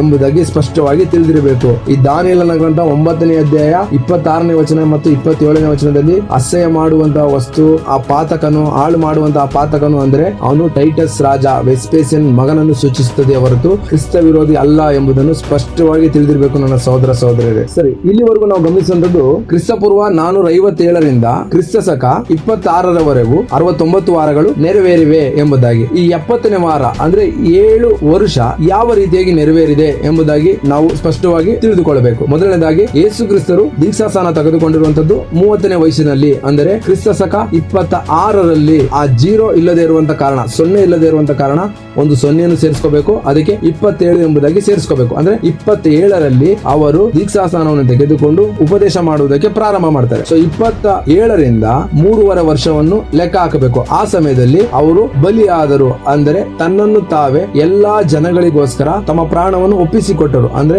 ಯಜ್ಞ ನೈವೇದ್ಯಗಳನ್ನು ನಿಲ್ಲಿಸಿದರು ಎಂಬುದಾಗಿ ತಿಳಿದಿರಬೇಕು. ಅರ್ಧ ವಾರ ಅವರು ಯಜ್ಞ ನೈವೇದ್ಯಗಳನ್ನು ನಿಲ್ಲಿಸಿದರು, ಅದು ಅರ್ಧ ವಾರ. ಮತ್ತೆ ಮಿಕ್ಕ ಅರ್ಧ ವಾರವನ್ನು ಯಾರು ಯಾವ ಸಮಯದಲ್ಲಿ ನೆರವೇರಿಸಿದರು ಎಂಬುದಾಗಿ ನಾವು ಗಮನಿಸೋದಾದ್ರೆ ಅದಕ್ಕೋಸ್ಕರ ವಾಕ್ಯ ಅಪೊಸ್ತಲರ ಕೃತ್ಯಗಳು 8ನೇ ಅಧ್ಯಾಯ ವಚನ 4ರಿಂದ 5. ಚದುರಿ ಹೋದವರು ಅಲ್ಲಲ್ಲಿ ಹೋಗಿ ಸುವಾರ್ಥ ವಾಕ್ಯವನ್ನು ಸಾರುತ್ತಿದ್ದರು. ಫಿಲಿಪ್ಪನು ಸಮರ್ಯ ಎಂಬ ಪಟ್ಟಣಕ್ಕೆ ಹೋಗಿ ಕ್ರಿಸ್ತನನ್ನು ಅಲ್ಲಿರುವವರಿಗೆ ಪ್ರಕಟಿಸಿದನು. ಆಮೇಲೆ ಈ ವಾಕ್ಯದಲ್ಲಿ ನಾವು ಸ್ಪಷ್ಟವಾಗಿ ಗಮನಿಸಬೇಕು. ಕ್ರಿಸ್ತ ಶಕ 34ರಲ್ಲಿ ಫಿಲಿಪ್ಪನು ಸಮರ್ಯ ಪಟ್ಟಣಕ್ಕೆ ಹೋಗಿ ಸುವಾರ್ತೆಯನ್ನು ಸಾರುವವನಾಗಿದ್ದ, ಅಂದರೆ ಅನ್ಯ ಜನರಿಗೆ ಸುವಾರ್ತೆಯನ್ನು ಹೇಳುವವನಾಗಿದ್ದರು ಎಂಬುದಾಗಿ ಸ್ಪಷ್ಟವಾಗಿ ತಿಳಿದಿರಬೇಕು. ಯಾಕೆ ಬಂದ್ರೆ ಅದಕ್ಕಿಂತ ಮುಂಚಿತವಾಗಿ ಅನ್ಯರಿಗೆ ಸುವಾರ್ತೆ ಸಾರಬಾರ್ದಾ ಎಂಬುದಾಗಿ ಕೇಳೋದಾದ್ರೆ ಖಂಡಿತವಾಗಿಯೂ ಇಲ್ಲ. ಯಾಕಂದ್ರೆ ದಾನಿಯೇಲನ ಗ್ರಂಥದಲ್ಲಿ ಕೊಡಲ್ಪಟ್ಟಿರುವಂತಹ ಆ 70 ವಾರಗಳು ಯೆರೂಸಲೇಮ್ ಜನಗಳಿಗೆ ಅದು ಸಂಪೂರ್ಣವಾಗಿ ಮುಗಿಯಬೇಕಾಗಿತ್ತು. ಆದುದರಿಂದ ಅಲ್ಲಿಯವರೆಗೂ ಅವರು ಸುವಾರ್ತೆಯನ್ನು ಸಾರುತ್ತಿರಲಿಲ್ಲ. ಇದಕ್ಕೆ ವಾಕ್ಯ ಆಧಾರ ಇದೆಯಾ ಎಂಬುದಾಗಿ ಕೇಳೋದಾದ್ರೆ ಖಂಡಿತವಾಗಿಯೂ ಇದೆ. ಮತ್ತಾಯನು ಬರೆದ ಸುವಾರ್ತೆ 10ನೇ ಅಧ್ಯಾಯ ವಚನ 5ರಿಂದ 6. ಈ 12 ಮಂದಿಯನ್ನು ಯೇಸು ಕಳುಹಿಸುವಾಗ ಅವರಿಗೆ ಅಪ್ಪಣೆ ಕೊಟ್ಟದ್ದೇನೆಂದರೆ ಅನ್ಯ ಜನಗಳ ಕಡೆಗೆ ಹೋಗಬೇಡಿರಿ, ಸಮರ್ಯ ಊರೊಳಗೆ ಹೋಗಬೇಡಿರಿ, ಇವರನ್ನು ಬಿಟ್ಟು ತಪ್ಪಿಸಿಕೊಂಡ ಕುರಿಗಳಂತಿರುವ ಇಸ್ರೇಲರ ಮನೆತನದವರ ಬಳಿಗೆ ಹೋಗಿರಿ. ಆಮೇನ್. ಇಲ್ಲಿ ನಾವು ಗಮನಿಸುವಂತದ್ದು 12 ಮಂದಿ ಶಿಷ್ಯರನ್ನು ಸುವಾರ್ತೆಗೆ ಸಾರೋಕೆ ಕಳಿಸಬೇಕಾದ್ರೆ ಯೇಸು ಕ್ರಿಸ್ತರು ಇನ್ನು ಮರಣದ ಕಂಬವನ್ನು ಏರಿರಲಿಲ್ಲ, ಸಿಲುಬೆಯಲ್ಲಿ ತನ್ನನ್ನು ತಾನು ಬಲಿಯಾಗಿ ಅರ್ಪಿಸಿಕೊಂಡಿರಲಿಲ್ಲ. ಆ ಸಮಯದಲ್ಲಿ ಹೇಳುವಂತದ್ದು ಅನ್ಯ ಜನಗಳ ಕಡೆಗೆ ಹೋಗಬೇಡಿರಿ ಮತ್ತು ಸಮರ್ಯದ ಊರೊಳಗಡೆ ಹೋಗಬೇಡಿರಿ ಎಂಬುದಾಗಿ ಹೇಳುವವರಾಗಿದ್ರು. ಅದಾದ ನಂತರ ಮತ್ತಾಯನು ಬರೆದ ಸುವಾರ್ತೆ 28ನೇ ಅಧ್ಯಾಯ 19-20ನೇ ವಚನ ನೀವು ಗಮನಿಸೋದಾದ್ರೆ, ನೀವು ಪರಿಶುದ್ಧಾತ್ಮವನ್ನು ಕಾದಿದ್ದು ಹೊಂದಿಕೊಂಡು ಆಮೇಲೆ ಯುಗದ ಸಮಾಪ್ತಿವರೆಗೂ ಹೋಗಿ ಸುವಾರ್ತೆ ಸಾರ್ರಿ, ಭೂಮಿಯ ಕಟ್ಟ ಕಡೆವರೆಗೂ ನೀವು ನನಗೆ ಸಾಕ್ಷಿಯಾಗಿರ್ರಿ ಎಂಬುದಾಗಿ ಹೇಳುವವರಾಗಿದ್ರು. ಆಗ ಹೇಳಿದ್ರು ಸಹ ಸ್ಟೇಫಾನ ಸಾಯುವವರೆಗೂ ಅವರು ಅನ್ಯ ಜನಗಳ ಕಡೆಗೆ ಹೋಗಿ ಸುವಾರ್ತೆಯನ್ನು ಸಾರಿರೋದಿಲ್ಲ. ಯಾಕೆ ಅಂದ್ರೆ ಅವ್ರಿಗೂ ಗೊತ್ತಿತ್ತು ಪರಿಶುದ್ಧಾತ್ಮ ಬಂದ್ಮೇಲೂ ಕೂಡ ಅವರು ಸ್ಪಷ್ಟವಾಗಿ ತಿಳಿದಿದ್ರು ದಾನಿಯಲ್ಲಿ ಕೊಡಲ್ಪಟ್ಟಿರುವಂತಹ 70 ವಾರಗಳು ಮುಗಿಯಬೇಕಾಗಿತ್ತು. ಆ ಮುಗಿದಿದ್ದೆ ಕ್ರಿಸ್ತ ಶಕ 34ರಲ್ಲಿ ಎಂಬುದಾಗಿ ಸ್ಪಷ್ಟವಾಗಿ ತಿಳಿದುಕೊಂಡ್ರು. ಅದಾದ ನಂತರನೇ ಫಿಲಿಪ್ಪನು ಹೋಗಿ ಸಮರ್ಯ ಪಟ್ಟಣಕ್ಕೆ ಸುವಾರ್ತೆಯನ್ನು ಸಾರುವವನಾಗಿದ್ದ. ಆಮೇಲೆ ಸೊ ಇಲ್ಲಿವರೆಗೂ ನಾವು ಗಮನಿಸಿ ತಿಳಿದುಕೊಂಡಂತದ್ದು ದಾನಿಯೇಲನ ಗ್ರಂಥದಲ್ಲಿ ಬರೆಯಲ್ಪಟ್ಟಿರುವಂತಹ ಆ 70 ವಾರಗಳು ನೆರವೇರಿದೆ. ಎಲ್ಲಿಂದ ಎಲ್ಲಿವರೆಗೂ ಎಂಬುದಾಗಿ ಕೇಳೋದಾದ್ರೆ ಕ್ರಿಸ್ತ ಪೂರ್ವ 457ರಿಂದ ಕ್ರಿಸ್ತ ಶಕ 34ರವರೆಗೆ. ಸೊ ಕ್ರಿಸ್ತ ಪೂರ್ವ 457ರಿಂದ ಕ್ರಿಸ್ತ ಶಕ 34ರವರೆಗೆ ಆ 70 ವಾರಗಳು ನೆರವೇರಿದೆ ಎಂಬುದಾಗಿ ಸ್ಪಷ್ಟವಾಗಿ ತಿಳಿದಿರಬೇಕು ನನ್ನ ಸಹೋದರ ಸಹೋದರಿಯರೇ. ಈ ಭಾಗದಲ್ಲಿ ನಿಮ್ಗೆ ಏನಾದ್ರು ಸಂಶಯ ಇರುವುದಾದ್ರೆ ಸ್ಕ್ರೀನ್ ಮೇಲೆ ಬರುವಂತಹ ನಂಬರ್ಗೆ ಕರೆ ಮಾಡಿ ತಿಳಿಸಬಹುದು ಅಥವಾ ವಾಟ್ಸ್ಆಪ್ ಮುಖಾಂತರ ಸಂದೇಶವನ್ನು ಕಳುಹಿಸಬಹುದು. Praise the lord brothers and sisters. ಇದುವರೆಗೂ ವಾಕ್ಯದ ಅರ್ಥಗಳನ್ನು ತಿಳಿಸಿಕೊಡುತ್ತಾ ಬರುತ್ತಾ ಇರುವಂತಹ ನಮ್ಮ ಕರ್ತನಾದ ಯೇಸು ಕ್ರಿಸ್ತನಿಗೆ ಸ್ತುತಿ ಘನತೆ ಗೌರವಗಳು ಆತನೊಬ್ಬನಿಗೆ ಸಲ್ಲಲಿ. ಆಮೇನ್.